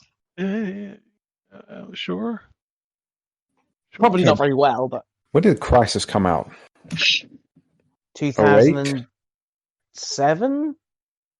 It's been a long time. Yeah. Fall Guys Season 2 is being teased and will be revealed during Gamescom. That's a big game, dude. Yeah, I saw the Tim the Tap Man stuff this weekend. Laura loves that as well. I've She's never been played playing that like game. crazy. But I mean, it's free. is it free? What is it free on? It's PlayStation Plus. Oh, I don't have PlayStation Plus anymore. The funniest thing I saw this weekend, I retweeted it, was the developer tweeted out there like, would you please stop asking us for PS4 review codes? The game requires PlayStation Plus, and it's free on PlayStation Plus. I was like, okay, that's pretty funny. Like, that's always kind of been a rule with me, is like, if a game is launching in PlayStation Plus or Games with Gold, I don't request it because there's not really a reason to review it because most people are going to play it. Exactly. So that's why I hate when they send me a review code for a game and I assign somebody to it and then they announce like 2 days later, oh, this is going to be launching On Game Pass, yeah. or Games with Gold. And your review can't go live until the day it comes out on Game Pass. Well, like, what's the fucking point of that? Yeah. I don't get it. It totally makes sense if it's like, hey, it goes up like earlier in the week or whatever, where it's building anticipation for a game that, yes, will be free if you have Game Pass or whatever, but at least there's some reason of like, hey, this is a very good game and you should look at this if you have Game Pass. Not, hey, it's coming out today, thanks. PR would have done the same amount of work. Yeah. Giant pain in the ass. Alright, let's go through. So WB had their DC Fandom yesterday. Lots of movie stuff, but a couple of the video games. Basically, every rumor you heard was true. So the next, and I'm using finger quotes here, Batman game is called Gotham Knights. Yep. It is a 4-player, seems a lot like the Marvel game. You got loot, you got levels, you got numbers flying off dudes when you beat them up. It's a 4-player game. Is it 4-player or is it 2-player? I thought it was only 2-player. We'll get to that. That's Suicide Squad. Or wait. No, it's Gotham Knights, boss. No, Gotham Knights is oh, you're right. That's right. It's only 2-player, but there are 4 Don't characters. tell me my business, devil woman. Bitch, don't make me come at you. So there's 4 characters. There's Batwoman. Is it Batwoman or Batgirl? Batgirl. It's Batgirl. Barbara Gordon. Because it is Barbara. Also, it's not in the Arkham verse. No, it is not. So it's Batgirl, Red Hood, Nightwing, and Robin, and it is Tim Drake. Yes. Yep. Because nobody likes Damien. No, nobody likes Damien. He's dead anyway. Actually, he's back, but spoiler. Nobody dies in comic books. No, nobody dies. He died and then he came back. Who cares? So that's what that is, and it looks like there's a Court of Owls in it. That's exciting to me. Yeah, that seemed to be muted until the end when they're like, "Oh, by the way, the Court of Owls are in this." Yeah, that kind of popped up like the last, like little stinger bit. Oh, by the way, yeah, it just seemed like an afterthought, which was odd. Yeah. That's crazy because the Court of Owls is like some of the best Batman stuff in recent years. But it's not Batman because he's dead. But it's not Batman because he's dead. But it's in the Batman universe. Yes, I know, but he's dead. It was so funny seeing people react to it because, like, what we have called these 2 games for months now is like the new Batman games, and guess what? Batman ain't in either one of them, as far as I know. So yeah, that's Gotham Knights, and then Rocksteady's new game is the Suicide Squad: Kill the Justice League. That is a 4-player game, but I don't think it's like the games as a service thing. I think it's more like because they said you could play it solo all the way through, or up to 4 players all the way through, and it's just one story. But they also said that if you played solo, you would have AI partners. Yeah, they'd be bots. Oh. And that is Harley Quinn, King Shark, which, by the way, I got the press release, Drew. It says those are the 4 characters. Harley Quinn, Deadshot, King Shark, and Captain Boomerang. I don't know if there are going to be other characters that you can play as.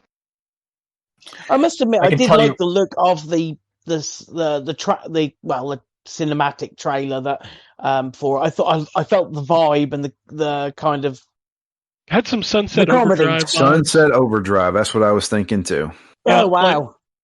Yeah, it definitely felt like, because I feel like the characters will be nimble. Like Deadshot has his jetpack, Harley Quinn can swing from stuff. I just, and they said it's a melee slash shooter, so you can have like standard melee combat, but there'll also be gunplay in it as well. Yeah, I'm pretty sure this is going to be a third-person shooter. And all I'd ever want to do is play as King Shark. So That's funny because Drew is taking Deadshot. I'm taking Harley Quinn. Who's going to be our Captain Boomerang? Fine. you're the closest in accent. I can't do an Australian accent, but you know. All right, we got our crew then. We're good. Say, so if you want to do an Australian accent, here's a quick one for you. If you say "rise up lights" in an American accent, it sounds like you're saying razor blades in an Australian accent. Well, I can't do an American accent, so I'm balked. So you say, Sure. you have to say it fast though. So you say "rise up lights," "rise up lights." Oh, Lord, stop. You're offending so many people. It's true. Does it not sound like I'm saying razor blades in an Australian accent? It's because that's what you wanted me to hear. I'm just saying. Guess what? Rise up lights. Stop it. Oh, Lord. Yeah, the news is kind of dominated by the DC stuff, but it's mostly movie news. Those are the only two game things. The Injustice rumor was clearly false. We can at least mention the Batman looks amazing. Batman looks. It does. Do you so know good. do you know what it was like for me to have like my favorite superhero character and then the Nirvana song is the trailer? Like, you're taking me back to my childhood, and let's go, fucking go. I reckon he's going to be a pretty good Batman. Yeah, I think he is too. He looks good. That's a really good Batsuit. I think. And the Riddler. The Riddler's going to get done well by the looks of it. The thing is like it looks like the Riddler, but then you see the guy with the face wrappings, and it looks like Hush. well, there's a lot of characters in the movie, so they've cast. It's Oswald. It's not Penguin yet. Yeah. Catwoman is in the movie. Riddler's in the movie, and I think somebody else is in it too. I don't remember who it was. I think it's going to be Hush. I mean, it could be. That would be very obscure, though. My question is this now new series going to be still grounded in reality, or are we ever going to get Mr. Freeze or Poison Ivy? Oh, Don't know. It certainly looks dark, but then Batman should. That's where you do like the Batman Forever or Batman and Robin, and that's where it falls down. It needs to be like that dark and brooding thing. I definitely think there's room for certain more supernatural characters because there's a wealth of villains that can play from that. But I don't know whether this will be you got to think that the second film's going to be Joker. It's going to have because you're going to have Joker in it at some point. Well, it looks like you had Joker's goons standing there. yeah, those definitely look like Joker goons. But the question is this in the same universe as the Joaquin Phoenix Joker? Or is this in the other?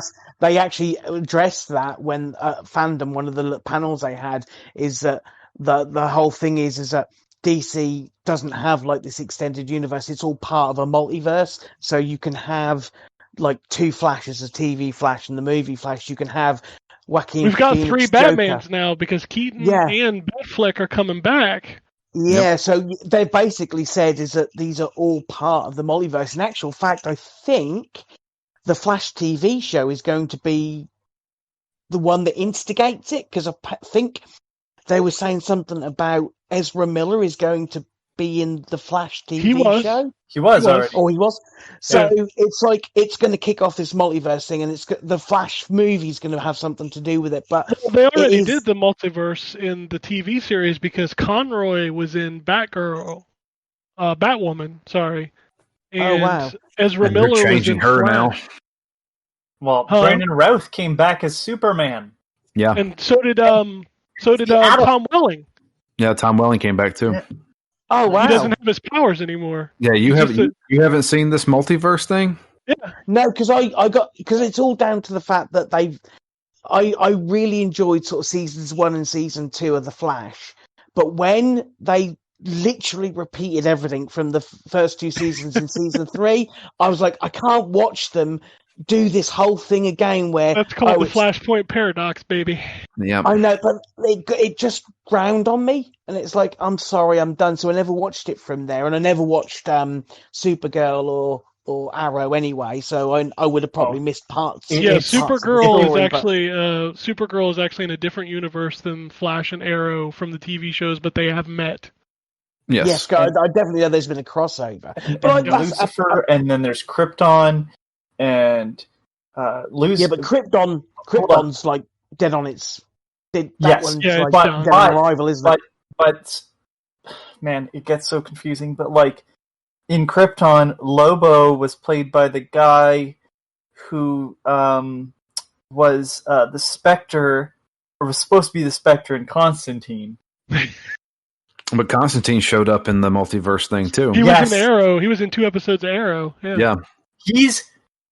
He's one of my favorite actors. Because he just wants to play that character all the time. They'll be like, "Hey, we're doing an anime. I'll voice Constantine till the end of time." That dude actually did a really good Constantine too. Yes, like that first season of the show was legit. So when does Keanu show up in a DC movie? So knowing him, he would be like, "Yeah, let's do it." Yeah, he'd be like, "Okay, I'll do it. Sure." As the American Constantine. Yeah, the American Constantine. The American Constantine. It's a different universe. The thing is, they're going the completely opposite. Because the Marvel thing didn't work for them, they're going and I admire them for going the completely opposite direction and saying, you know what? No, we can actually do this and have a law that allows us to say all of these things do exist, but they are all fractured in these different universes, so that you can tell different types of story. Because you can get things like Joker, which isn't a comic book movie by any means, but it's still an incredible film based on a comic book character. And I think that's a don't do the Marvel thing. If you can't do the Marvel thing, do your own thing. And if they can find their true way of doing it this way, I'm very happy. Well, I mean, people overlook all the stuff that Marvel has sort of retconned out of their, story. Like, Agents of Marvel, from my understanding, is not technically canon anymore. And it was supposed to be. Agents of S.H.I.E.L.D.? Whatever. Yes. Yeah, I don't know. I've not seen the finale, but there was something to do with time traveling, so probably. Yeah. And then all the Netflix stuff, that's no longer canon. Yeah, it was because when it was made. Marvel did it because they didn't have the like they never mentioned the X-Men. Like the fact that Scarlet Witch and what's the Flash? Quicksilver were in the Avengers movies, but they never mentioned that those two are Magneto's children. Yeah. That was the agreement. Is that if they were to have them, they mutants. they couldn't call them mutants, and they couldn't mention their lineage. That had to be something different. But now Quicksilver it doesn't matter because obviously, but then now anyway. But people forget that the Incredible Hulk with Norton is that's technically part of the MCU. Yes, but because it has Iron Man in it. But don't kind of bring that up. The hardcore people definitely watch that as part of the MCU. But I actually enjoy that film. I think it's actually good. It's all right. But both the Ang Lee and the Incredible Hulk movie I feel like both of them have their strengths and weaknesses. And I don't think the Ang Lee one holds up so well anymore. But that's because the effects are old. But anyway, maybe it's just it's weird how we give DC all this shit, and we should, because they tried to chase something without sort of slowly wading into it. Yeah, but Marvel, they've had some stuff where they're just we're not going to mention that again. It's because it's so popular. It's run by you Disney. Can bury it. Yeah, it's easy to bury. So I don't know. I just enjoy fucking entertaining movies. I don't really care. Yeah, and I just want to see those characters, because I know Marvel has some great characters, but Superman, Batman, they are the pinnacle of comic book characters, if you ask me, and I want to see them and that universe done well, and it seems like that might be happening, and hopefully they'll get on a rhythm with those things. I mean, their last few movies have been really good. Aquaman, Shazam was great. Shazam, the new And Harley Aquaman Quinn was movie. great. Yeah. The new Harley Quinn movie is really good. If you haven't Birds seen of it, Oh, is Prey. it? Birds I've of not Prey seen it, no. is really good. Yeah, like I enjoyed that a lot. It survives without having Joker by the fact that she's pissed because he left her. He left her. Yeah. Yeah, it makes a good movie for that. So Contrary I to think what she was everybody says, Suicide Squad was a good movie that had No, bad editing. it had bad editing. Yes, It was a Yeah. bad story. The characters were great. The editing and the story itself was terrible because it made no sense. But the thing that really held that together was actually the characters, including and probably mostly well, Nope. But Margot What? Robbie. Margot Robbie and Freeze. Will Smith. Let's be fair. yeah. It just says John's constantly making noise. So I Oh. think he's screaming at a subhuman level. That we can't hear It's anymore. a sound only Al Gore can hear. Thank you for understanding that joke. Thank you. Thank you. Anyway, let's move on to video game stuff. Demon Souls has been rated, so maybe it could be a PS5 launch game, Potentially. which is good because Sony lost one of their launch games in Deathloop. Yeah. That has been delayed to next second quarter next year. Hmm. So let me ask an interesting question. If Deathloop has been delayed and it was a timed exclusive, does the timing of that exclusive move, or does Yeah. the... Yeah, it's a year. It's generally a year on the console, not Yeah. a year from this date. Gotcha. Okay. I didn't know how those I mean, contracts were structured. It could potentially be from a specific date, but the reason I would assume it's not is because generally it's based on release date. Because sometimes release date moves, right? So So we should be getting an announcement for Final Fantasy VII Remake for Xbox and PC for March. That's when it launched on PS4, right? I think it was supposed to be. Okay. I I'm just think I curious. don't. I have no idea. The timing exclusives drive me insane because they can't even mention it. You ever notice that? Yeah, they Oh, can't yeah. even let you know if it's coming or not. Yeah, that's what drives me But that's crazy the whole about it. point of them, isn't it? It's like, well, Yeah, if you remember when Microsoft paid for Rise of the Tomb Raider, the internet cried so much that eventually Crystal D was like, yes, it's coming to PC and Yeah. PS4. but Sony gets a pass because it's a PlayStation, so that's fine. Yeah, that's what upsets me is like, I get these deals being made. I don't like them. I think they're shit. I really I think do. they suck. I didn't like the Rise of the Tomb Raider one. I thought that was shit. I saw a news story going around last night that Sunset Overdrive had moved to PlayStation. I was like, wait a minute, that already happened. And then I got real sad. I'm like, if Sony's, because I dug into it and researched it a little bit. Apparently, Sony bought the IP like when they bought Insomniac. Why is Sunset Overdrive not on the PS4? That game deserves to be played by more people. Oh, absolutely. That game was fantastic. Yeah, so why Yeah, has but Sony it- not ported that game over to the PlayStation 4? Probably because you've got to think about the costs involved, and also that didn't sell super well on the Xbox. So maybe Sony looks at it as a business decision. Well, They'd see, rather here's have the thing, is Insomniac it'll- on Spider-Man and Ratchet as opposed to a port of a game that didn't sell but- super well. Insomniac wouldn't port it. But my second point is that all of the fucking idiots who are PlayStation is the best ever would buy it just to say, haha, now we have it too. Maybe so, but that's a chance. Maybe Sony aren't willing Thanks, to take it. Eric. Even though we said it sucked when it came out on Xbox, it's good on PlayStation because of course it is. Anyway, I actually didn't even know that the IP rights had I gone didn't to either. Sony. I yeah, I did saw not that either. This story. is- I saw that story pop up last night, and then I saw a bunch of people like beating down the person that tweeted it, saying they announced that when they bought the IP, and they brought up a Destructoid article that literally said Sony owns the IP rights to Sunset I missed Overdrive. it, yeah. It makes sense, obviously, but I completely missed that. It was always very odd that Insomniac jumped ship kind of for that. Not, not that one. Yeah, it was that one game, wasn't it? They Or did they did, do yeah, they did one game. Fuse? Well, they also did that game that was multiplat, yeah, Fuse. Fuse. Yeah, that was terrible.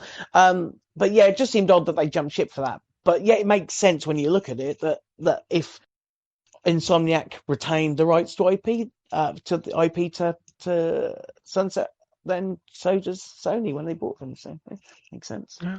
I mean, why else would you negotiate for that IP? Because Microsoft owned the IP.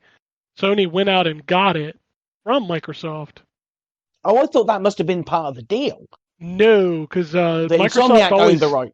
Microsoft always retains the rights to games they still own Scalebound. They still had owned Sunset Overdrive. People have to get those from them. Like Quantum Break. Remember Alan Wake?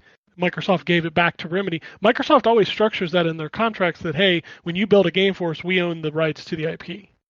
Oh, okay. Well, that's even more interesting then. It's clearly Microsoft didn't see any value in the IP. Well, they knew that Insomniac wasn't going to make another one, and do you really revisit that game not Insomniac? No. So, I don't know. It's weird. Licensing is weird. Rights are weird. Yeah, you're not wrong. Contracts are all weird. Don't try to understand it. Just play and stop using it as fanboy fuel because you're an idiot. All right, I got a couple emails here. The first one is coming in from Jeremy, which, if you've noticed, he has not tweeted us lately, and this email explains why. Hey, guys. Jeremy here, formerly JAir45 on Twitter.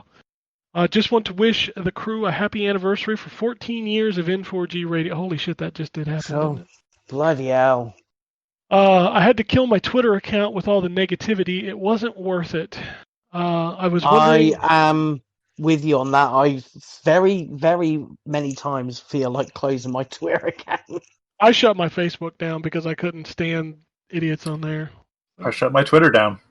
Yeah, a lot of people are, and you know what? It's probably pretty healthy. Yeah. I stay off Twitter during gaming events, like when they have like a stream, because... Oh, God, yeah. Yeah. It's just vile on there, isn't it? It can be just so disheartening and again, you don't, I mean, admittedly, comic books are also similar in the way that they get treated online, but you don't see people go that rabid over films and books and TV shows. It's just something about video games that brings out the worst in people. It's horrible.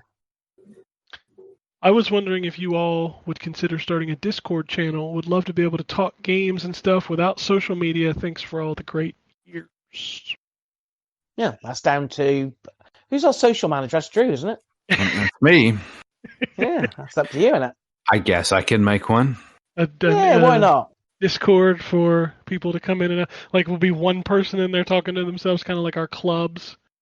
Oh, true. So do it. Just do it. That might be a nice way to interact with people. And again, as long as, it's people of like-minded who don't want to shit on everything. You could do that, and then we could also answer questions in there for the show. Yeah, you could have a little live thing go on, because we're in Discord when we record, aren't we?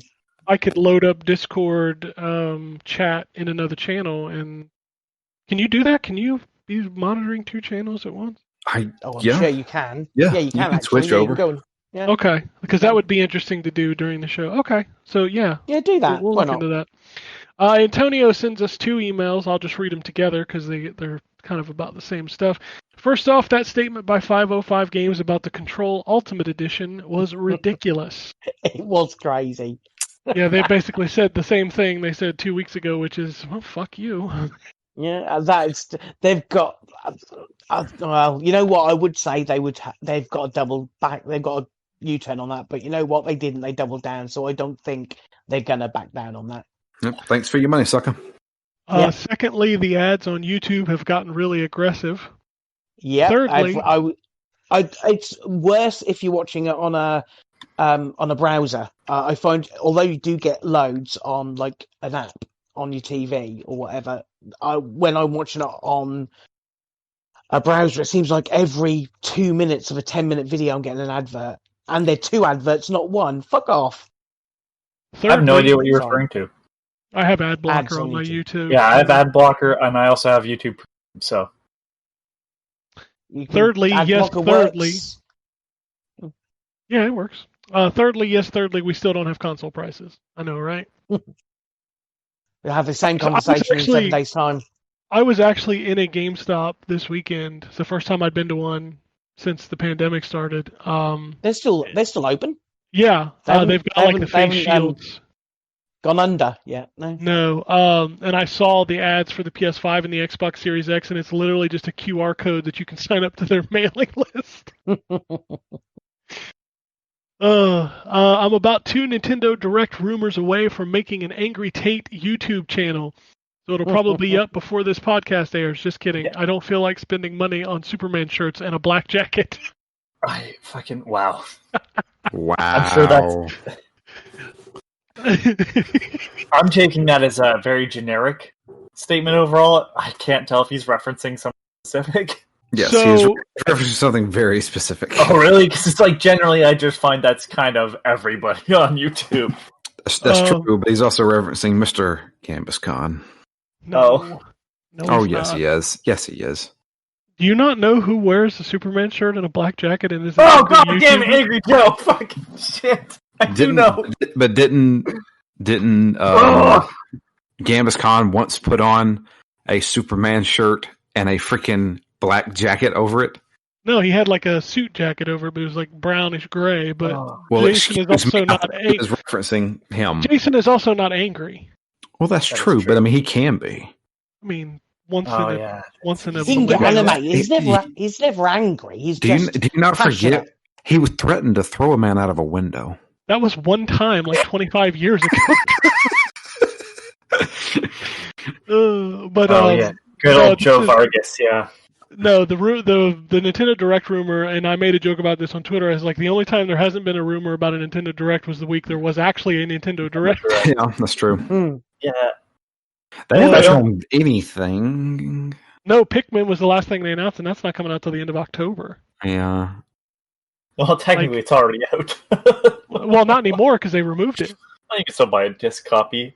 It's Wii U disc. It's not going to be, all that much more than the copy that you'll get on the Switch. I'm sure that it'll bulk up in price because you can't buy it digitally anymore, and people somehow think that makes it a better game. Anyways, I'm glad I'm not in Louisiana right now because 1, it's Louisiana, and 2, it's about to be put in a multiplayer match with 2 hurricanes. So if you live down there, I highly advise you put a lift kit on your RAV4. Wow. Listen, the state. You can stop kicking the state of Louisiana. Hold on, Right? They're already down He because sent they're a second Louisiana. email. He sent a second email. I said, "Okay, I may have said something unsavory about Louisiana. And I just want to say I stand by my statement of not wanting to be in Louisiana because it is indeed Louisiana." Oh wow! There you go. That's please send in the counterpoints about how great it is. Hold on, to it be in the keeps state of going. Louisiana. Oh, no. Now, if any of the listeners out there are upset by this, I just want to jump ahead of any enraged response and say that nobody cares that your state gave us Popeye's chicken. First off, their chicken sandwiches aren't even good. I tried them 3 times, and that was the 3 times too many. Secondly, the Popeye's chicken lady who was in the commercials isn't even the real owner. The real owner is a white lady. Love that chicken from Popeyes? This is America. I can love whoever I want as long as it's legal and not too closely related to me. Shit. Holy shit! What a chain of events that was. Oh, more emails like that. I don't know who from Louisiana has hurt you, Who has hurt you? Who hurt but you? I want to meet this person. I guarantee you they work at Popeye's chicken. Oh shit! This is great. This is Wow. great stuff. It's yeah. I mean, Thank you for the laugh. That was. I do feel bad for y'all down there in the south though. Those hurricanes like crossing paths. Whew. yeah. That's it's going to be a nightmare for them. Yeah. I mean, I've only been hit by one hurricane because I live in the Georgia freaking mountains. But when you get hit by one, it's kind of crazy. Yeah. I will be keeping an eye on that this week because I don't think that's ever happened, right? 2 hurricanes have never crossed paths like that. They said it's very rare. Yeah. But, I tell you, if I lived down there, I would be in my fucking car heading north. yeah, one of them's named after my wife, which she has said, "I'm coming. I'm going to destroy everything." I was like, "That's not fun to say, but okay." She's been married to you too long. Yeah. All right, we got some Twitter. Tweets. Mookie says, well, it's about time we have another Batman game, but it's no Batman. Hope it's going to be good, but the freeze boss fight wasn't impressive to me. Non-stealth, but we'll see. The Justice League on... Oh, go ahead. Nothing. I mean, I kind of agree. When I saw that it was RPG, the thing that made Batman great was the free flow combat, and you're taking it away. Yeah, I will play it for sure. But of course, I'm going to play it. It's got Red Hood in it. How much of it will I keep throwing? Like, if I get Avengers, I'm curious how much of that I will play. Yeah. So, I mean, if I'm willing to try Avengers, I'm certainly willing to try Gotham Knights. You know what the logo gave me vibes of? You remember that multiplayer game? What was it called? Gotham City Heroes or Gotham City Imposters. Yeah. I played that, yeah. Yeah, that game was actually not bad. No, it was TF2. Yeah. Yeah. I think Overwatch. It was too ahead of its time, I think. Yeah, definitely. In terms of nobody was playing it. Well, I just think it was not peak fandom. Yeah. That's 2010. I'm not wearing hockey pants.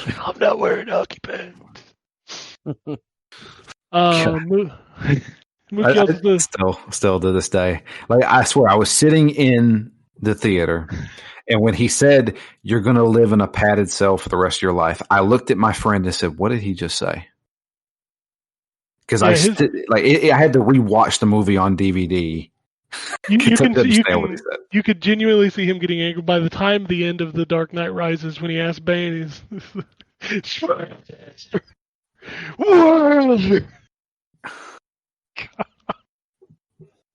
Christian Bale, man. And you know what? Now that I've heard that tape of him yelling at the lighting guy, it's like, that's Christian Bale. Oh, good for you. Good for you. You're going to trash your fucking lights. Razor blades. Drew used that as our outro music for when we covered the Terminator Salvation game. It sure was. Sure was. Yep. And then it was referenced again in Duke Nukem Forever. Yes, it was. That's true. Mookie also says the Justice League on HBO gave me nothing but a confirmation of what I've already known, but I'm still excited for it to come out. The next year's Batman movie, though, I hope it's good, and I hope this is the Riddler presentation we all Batman fans have been waiting for. Kind of dark, which I like, but hey, Batman. Apparently, it's Paul Dano playing the Riddler. Yep. He's good. I like him. He's a creepy actor. I mean, the Riddler is a creepy character that has not really been portrayed. I mean, Jim Carrey played him in fucking... Jim Carrey's version was basically the Joker. They definitely went the wrong way. Yeah. So, Riddler was always supposed to be kind of like a jigsaw serial killer guy. Yeah, he's a very dark character. Yeah. Which they did it pretty good in Arkham City. Yes. Yeah. Yes, he was more of a character. Yeah, tying people up and saying, "Oh, these people are going to die if you don't solve this riddle properly."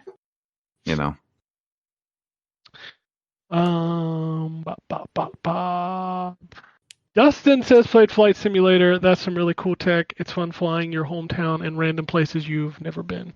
I tried to install that on my PC. Yeah, I've heard it's the new Can It Run Crisis. Well, here's the funny thing. So I installed it through the Xbox Game Pass app thing, whatever. And like it said it was done, so I booted it up, and then it just sat there. No, it's a client that you download to then download the game. Yeah, and then the game started downloading, and it was like 150 gigabytes, and I was like, you know what? I'm good. Also, it's not a game. It's not a game, so... Also worth noting is that the 150 gigs is not the entire install. Wherever you're flying to, you have to download that data. Yeah.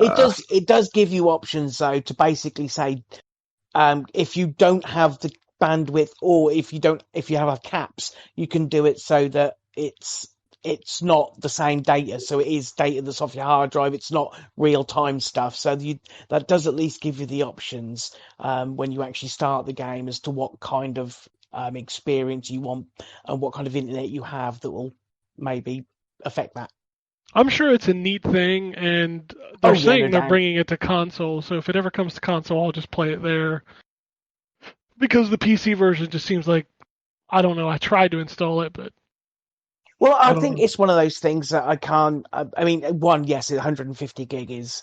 I mean, that's Call of Duty levels of download, but also, I'm never going to be able to. I think because you asked me if I wanted to review it, Ken, and I was like, I can't.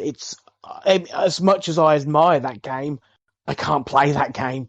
As I say, it's not really a game. So more power to them, and I'm sure that their fans out there are really happy with it. But I don't, even on console, I don't think I'll ever be able to get my head around that. It's like the first Metacritic game from Xbox Game Studios that's like a 90 plus. Since You know why Since though? Because Ori. fanboys don't. It's not a fanboy type game that they can flame the wars on, is it? Oh, there's plenty of flaming on it. Like I've seen tons of Xbox people out there being like, "Ha ha ha, we got a 90 plus." I was like, "It's not even on Xbox yet." So how does this help your Dear. cause? And your cause is stupid anyway. If you're, like I said, I don't care if you're an Xbox fanboy or a PlayStation. PlayStation fanboys are just louder right now because they're winning. Like when you consider what the whole fanboy war was about, which is who sells the most consoles bullshit, which I think is just stupid. But like, yeah, the Xbox guys are like, oh, look at all these games we got. I'm like, ain't none of them out. And the one that you're touting isn't even on an Xbox. Not yet, no. You can't play it on an Xbox. So stop it. Shut the fuck up. Yeah, you're an idiot. Since you run a review site, wouldn't it, make sense to pick up a PS5 so you can review its exclusive games? Sure. Send me $600, $700, $800, how much ever it is, and I'll buy one. Yeah, they do. Some people do forget that we are a fan review. Yeah, I site. don't get. I've gotten 2 consoles. No, 3. Sorry, 3. In the amount of time that we've been doing this, I got a PS Vita, which I had to fight months for to get. I did get an Xbox One X, which I thought was super cool, and I did get a Switch. Those are the only 3 consoles in all of the years that we've been doing this that I have gotten for free. I have paid out of my pocket for every other machine, and I did have to have my roof replaced, and on top of the air conditioner, the carpet, the car that I had to have fixed this year, I am now down to the point where I can literally only afford one of these things. And my preference, I am going to buy, because I'm not buying it for the site, I'm buying it for me. Somebody else on the site will have a PS5. Ryan's already said he's going to have one, so... Yeah, sure. I think between all of us, we'll have both platforms covered. Sure, and I'm sure by 2022, we'll all have all the platforms. Because that's just how we all roll. So... But no, I don't feel the necessity to buy a console for the site because, like John said, one of us will have one. And let's be fair, what are we going to review? Demon Souls and Spider-Man this year? Like, if Demon Souls even comes out? I guarantee it. That's like that meme. I think Spider-Man doesn't come out this year. You really think it's going to get... We still haven't seen it play. I think it gets pushed. Yeah. Speaking of which, I read somewhere today that they're talking about Halo not coming to the Xbox One. What? I saw that news story fly through my Twitter feed earlier. I haven't had a chance to look at it. Also, speaking of a hot news topic that's just hit, Microsoft have weighed in behind Epic on the Apple front and is giving their full support in a legal filing against Apple. I mean, it doesn't shock me considering Microsoft really wants xCloud on iOS. Yeah, and why not? This thing just keeps getting this thing keeps getting bigger and bigger. It'll be interesting to see what. I mean, it'll be years before anything actually happens because that's what lawsuits are. But it'll be very interesting to see. But Microsoft's a big name, and it's interesting because there was a period of a few years ago where Microsoft seemed to be buddying up to Apple, especially when it like productivity suite on the iPhone and the iPad. They were very much into that. But that seems to have died off now, and they seem to be getting on the Android camp, which, their new their weird device. They've got a Surface Duo, which is like a foldable phone, but isn't. It's a bit weird. That's running Android. So yeah, it seems like everyone's against Apple at the moment. Apple is keeping their ball and going home. Yeah. Stayed up way too late last night with old friends drinking scotch, playing the TMNT 1-Up arcade cabinet. Is the Rocksteady fight in the burning apartment one of the most iconic boss fights? And I didn't realize TMNT 4 arcade was missing Slash and had a couple different boss fights. That sounds like a Drew question. Which one are we talking about here? TMNT arcade. It's the 1-Up arcade machine, which has, I want to say, Turtles in Time and Turtles on it. I think that's the only 2 games on it. Turtles in Time had Slash, but it was in the prehistoric level. In the Super Nintendo version. Oh, it wasn't in the arcade? No. Oh, Who snap. was the boss in the prehistoric level in the arcade version? Let me see if I can find out. Was it Metalhead? Replacing the Cement Man boss. Cement Man. Cement Man. That sounds like a Mega Man boss. That sounds like just scraping the bottom of the barrel with that one. There is actually a Mega Man boss called Concrete Man. I know there's Concrete Man, but we haven't had Cement Man yet. So True. Mega Man Cement Man 11. looks like a really lame version of like Sandman. From Gotcha. Marvel? Yes. Okay. I didn't know if you meant Sandman from DC or Marvel, because they're very different characters. yeah, Sandman from Marvel. Actually, no. Oh god, Plasmus, is that who I'm thinking of? Jesus Christ, people have weird fucking names in comic books, I swear. Fucking Polka Dot Man's gonna be in the Suicide Squad movie. Somebody said Clayface. Clayface, okay. That's I what know I'm thinking that. of the most. Yeah, he looks a lot like Clayface. Okay, Gotcha. so part of the Batman road Oh, gallery. and he was in the Turtles Reshelled, apparently. You know, the version that no one liked. Yeah, Yeah. Yeah, the crappy remake. but that's Speaking- apparently he was the boss. Speaking of old school, did you know that they put Thundercats on Hulu this weekend? Saw that, both versions. Yeah, the original, which, by the way, the first episode of Thundercats is creepy because Lion-O is naked. Great. Kind of creepy. He's a kid, too. If you remember, until the sword comes out, he's a kid.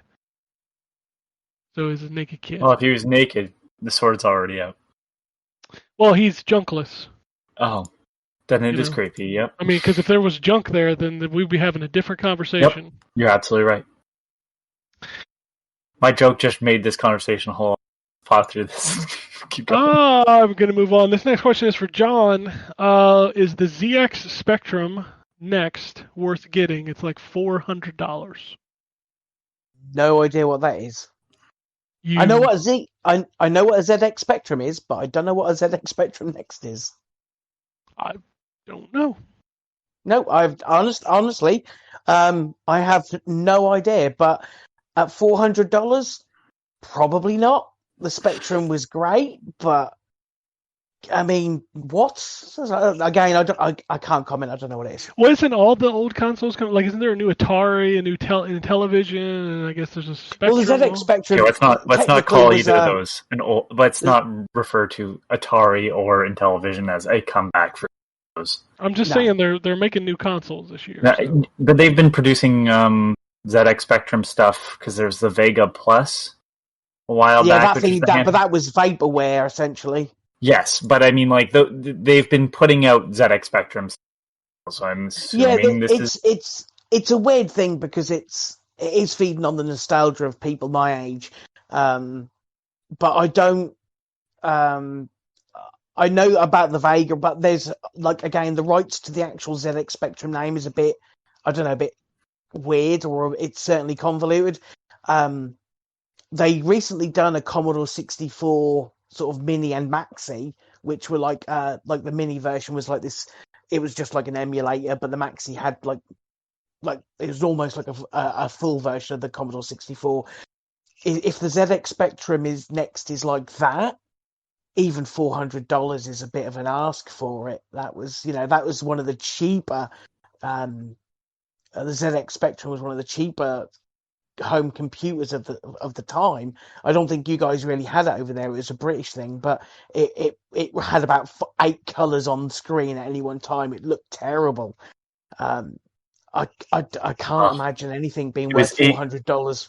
It was 8 colors, and like you could only have 2 colors in like little square areas. So when characters move, they would be these blocky outside coloring outside of the line. It was like it's like your 2-year-old brother coloring in. Everything was outside the line.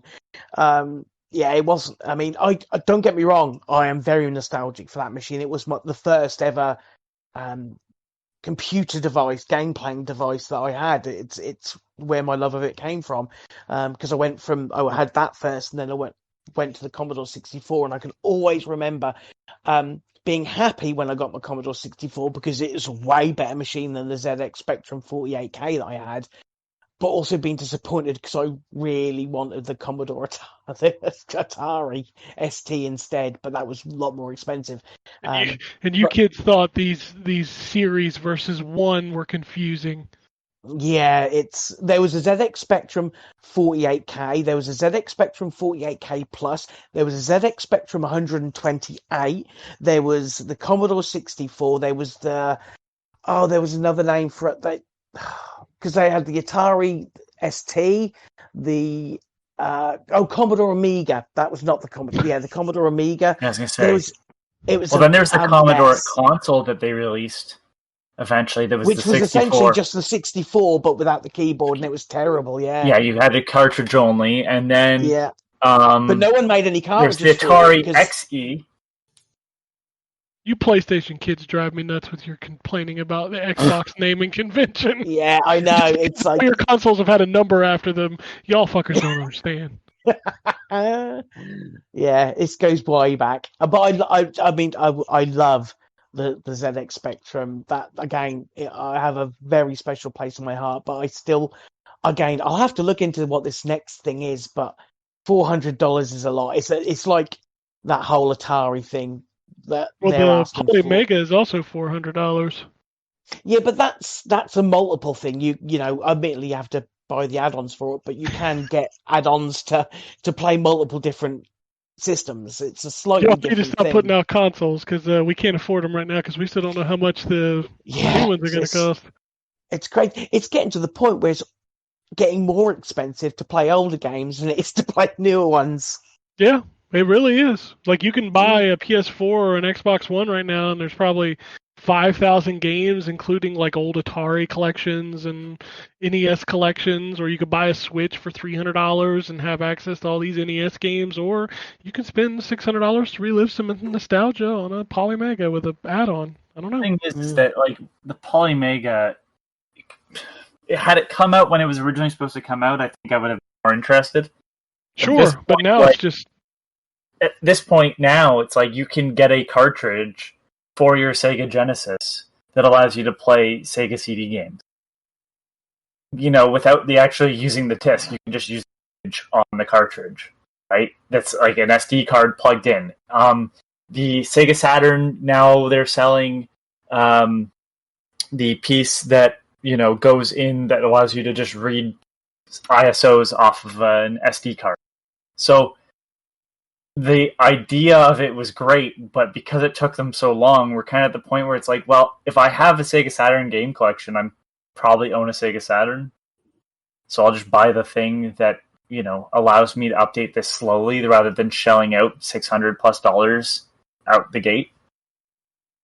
It's weird because it's like, again, 2 years ago, I would have been right after I had all my fears sort of washed away about it all being emulated, and then it's like we didn't hear anything because you were supposed to receive one last year, I thought, right? Yeah, I talked to the Polymega guys back in like November.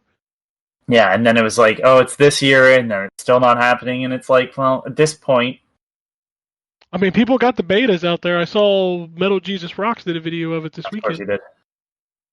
So he got a unit. So, I mean, they're out there, but they're all getting units without the add-ons. Like, nobody's done the cartridge add-on coverage yet. I don't know if those exist yet. Yeah, Possibly. I don't know. Like, it's taking them so long, and I get it. They want to make sure it's it works. I totally respect that. It's just this thing where it's like, it's the reason why Bubsy 3D came out and sucked was literally I believe one of the developers was said to the other, "We have wasted our entire lives," when they saw Super Mario 64, because at the time they were working on it, it was a needed jump forward, and by the time it came out, it was old news. So, welcome to technology. Yep. All right, let's move on. Innermost and She Dreams Elsewhere from the Indie Showcase look cool. I'm going to keep my eye on those games. Did you guys see the new Atomic Heart trailer? I did. I really wish we would just get some information about that game that's solid. Mookie says, about the 2021 Batman game, Court of Owls. Yeah, I'm down with that. I also hope to see more reveals of the Bat family like Batwoman, Batwing, Julia Pennyworth, Bluebird, Signal, Duke Thomas, and more.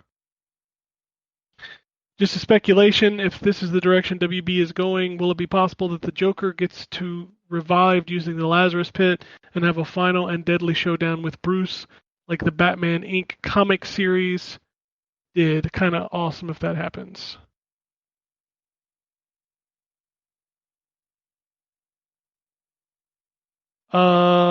Corey says, I'm a janitor / maintenance person at a high school here in St. Petersburg, Florida.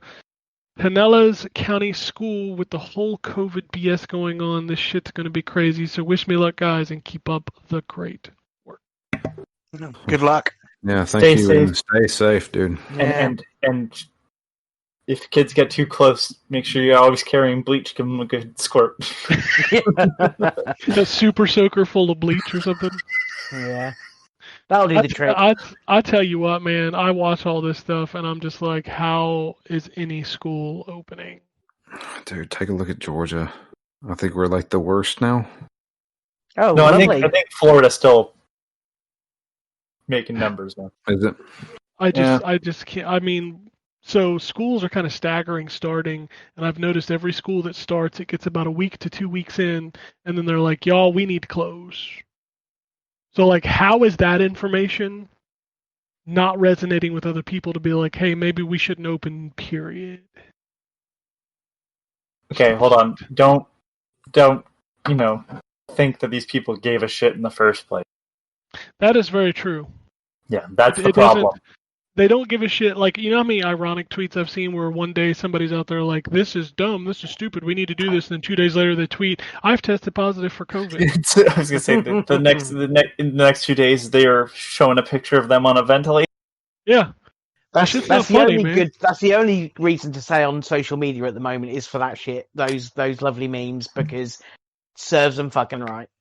So here's the thing, and I'm gonna mention this, and I hope I didn't offend anybody, but I did find it funny, and I shouldn't laugh at it, but I'm gonna laugh at it anyway. Okay, it's a good preface. As we all know, Herman Cain passed away because of COVID-19, Yes.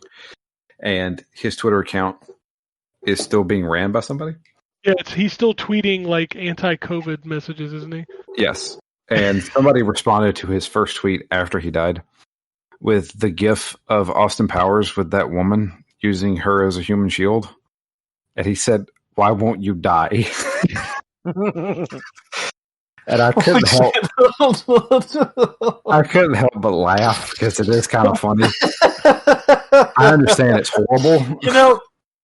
If he wasn't, is it horrible? You tweeted rhetoric that put people in danger and didn't listen to the professionals, got yourself killed, proving that you were wrong. And someone has the indecency to tweet from your fucking account after you're dead. Fuck you. Fuck you and fuck the person writing those tweets. That's the reason why I keep Twitter, but I just saw a tweet on my timeline that shows a bullet list, like when a game is announced, the bullet list for a game. It says Gotham Knights finally got revealed. Key features, bullet point 1, Batman is dead. That's a key feature, I guess. Yeah, why not? I wonder if, because they've said that it's not set in. I mean, it makes sense it'd be dead if it was set in the Arkham universe, like spoilers for Arkham Knight, but Well, okay, hold on. Take It would it make easy now. sense if he was dead. No spoilers. no, I said spoilers for Oh, Arkham I Knight. thought you said But I'm no sorry, spoilers. that game's old enough That to game is spoil. old but, as shit. It's fine. But so it wouldn't make a difference in regards to the Batman is dead thing. But I wonder if it's like this isn't in the Arkham universe because Rocksteady wouldn't let us. That makes me want because they did not like them doing Arkham Origins, did they at all? They also said that Suicide Squad is in the Arkham universe, right? Yes. Yeah, Okay. I have to think that it's it's not in the universe because Rocksteady has the most weight and wouldn't let it. Also, let's just go ahead and just call it now. Probably Batman's not dead. Batman is not dead. No. I mean, period. Everybody knows this. He faked Batman his never death. dies. He can't die. He can't die. No one dies in comic books. We know this. No. Yeah. Even the movie But- and comic books that made the most popular death in the history of comic books, it lasted what, a week? And the Lazarus Pit definitely exists in the Arkham universe. Yes. Oh yeah. Yes, it does. Yeah, absolutely. So Bruce is gonna get dunked in there, Although it's not in the Arkham universe. Let's not forget that. That's true. But That's who true, cares? but you know what I mean. Well, yes, but they- I thought they- Drew was talking about Batman being dead in the Suicide Squad. I mean, the no, whole no, game is Suicide Squad takes place in Metropolis, so Yeah. it wouldn't shock me if Batman does not show. Well, I think it's kind of cool because after like having those 3 games set in Gotham, which is quite dark and dingy, Metropolis looks a lot more colourful. So that's an interesting departure from Rocksteady for the last few years. Yeah, when Brainiac destroys things, he just makes it colorful. Yes, Yeah. yes, I noticed that. Like in the background, I thought, oh, Brainiac, It's like wow. Purple hue to everything. Yeah. It looked like And that's- it looked like that level in Injustice 2. Yeah, it did. A lot like that Yeah. level in Injustice. It does look a lot like that. Yeah. I don't give a Right. fuck. I'll play it all. I don't give a shit. Give me Yeah. all of it. Give me all the DC shit. In fact, I think I'm going to start rewatching. Well, I'm going to continue watching the TV shows. I stopped watching all of them, and I've never seen an episode of Batman. Or Batwoman. I've never seen an episode of was it Black Lightning? Yeah. And I think I stopped on the last season of Arrow or the next to the last season of Arrow. Same with Flash. I think I was on like season 4 or 5. I don't remember. Heroes of Tomorrow. Legends of Tomorrow. Legends of Tomorrow. That one I finished 3 seasons. I think there's only 5 because it's over, right? Yeah. Yeah. Yeah. I stopped after the second season. I was just like, I don't care. But I feel like I need to watch them because I really, really, really want to watch that Crossover. Crisis on Infinite Earths. Yeah, Yeah. I want to watch that. So I haven't even watched Supergirl far enough to have John Cryer show up yet. Mm. He plays Lex. So anyway, He's John's gone. amazing. He's amazing as Lex Luthor. I imagine he is. John Cryer is a great actor. Oh, but it is so. There's a sequence that is so perfect. Yeah, Oh, I think fuck. I need to go back and watch those. But that's it for the show. John already left. He's like, fuck all these guys. If you want to tweet at us, we're at N4G Podcast. All of us are on Twitter. John is at John WK. Drew is at Drew Leachman. I am at ZTGD. You can follow the site at ZTGD Content. And as Drew mentioned, Phoenix Down is rocking and rolling with God of War. Yes. Both of our podcasts are on YouTube and Spotify now, so you can check those out weekly if you do not like RSS feeds or websites. They're also on YouTube and Spotify, so subscribe to us there. Subscribe, click the like, and tell us we suck. Yeah. Fine. Anyway, It's easier to comment now. yes, we are everywhere, which the only person commenting on our YouTube videos is DJ Mitsuhara. Yes. So that makes me laugh. He's always, every week he's like, another episode. Oh, look, you got what do they call those graphic audio things? The audio. Yeah. Yeah. I know what you're talking about. Yeah, he was proud because we got that in there last week. Which, by the way, I'm sorry if I don't remember the person's name, but somebody tweeted at me. All of our podcasts are being rendered on a website called Headliner, which takes audio and turns it into a video for YouTube, which is very, very helpful. Yeah. How long does it take? It takes a day. Oh, it takes a whole day, huh? Well, if I do it manually, like if I upload the files, it takes like 3 hours. But if I create the video and upload it, or if I let it run off the RSS feed, then it takes 24 hours to do. So I try. Anyway, but that's it for the show. Unless anybody has anything else, otherwise we out of here. Nope. Peace. Alrighty. And it goes something like this. Epic fail.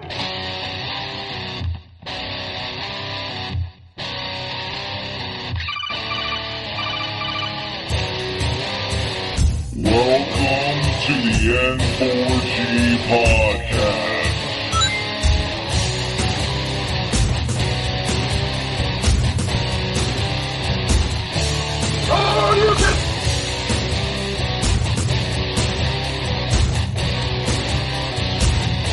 It's me, Mario!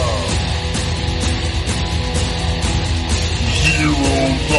This is going to be a very interesting episode. Gather time. Greetings, programs! I got lost trying to find my way to the secret underground N4G Radio lair. The Wombat. And Killer Wolverine.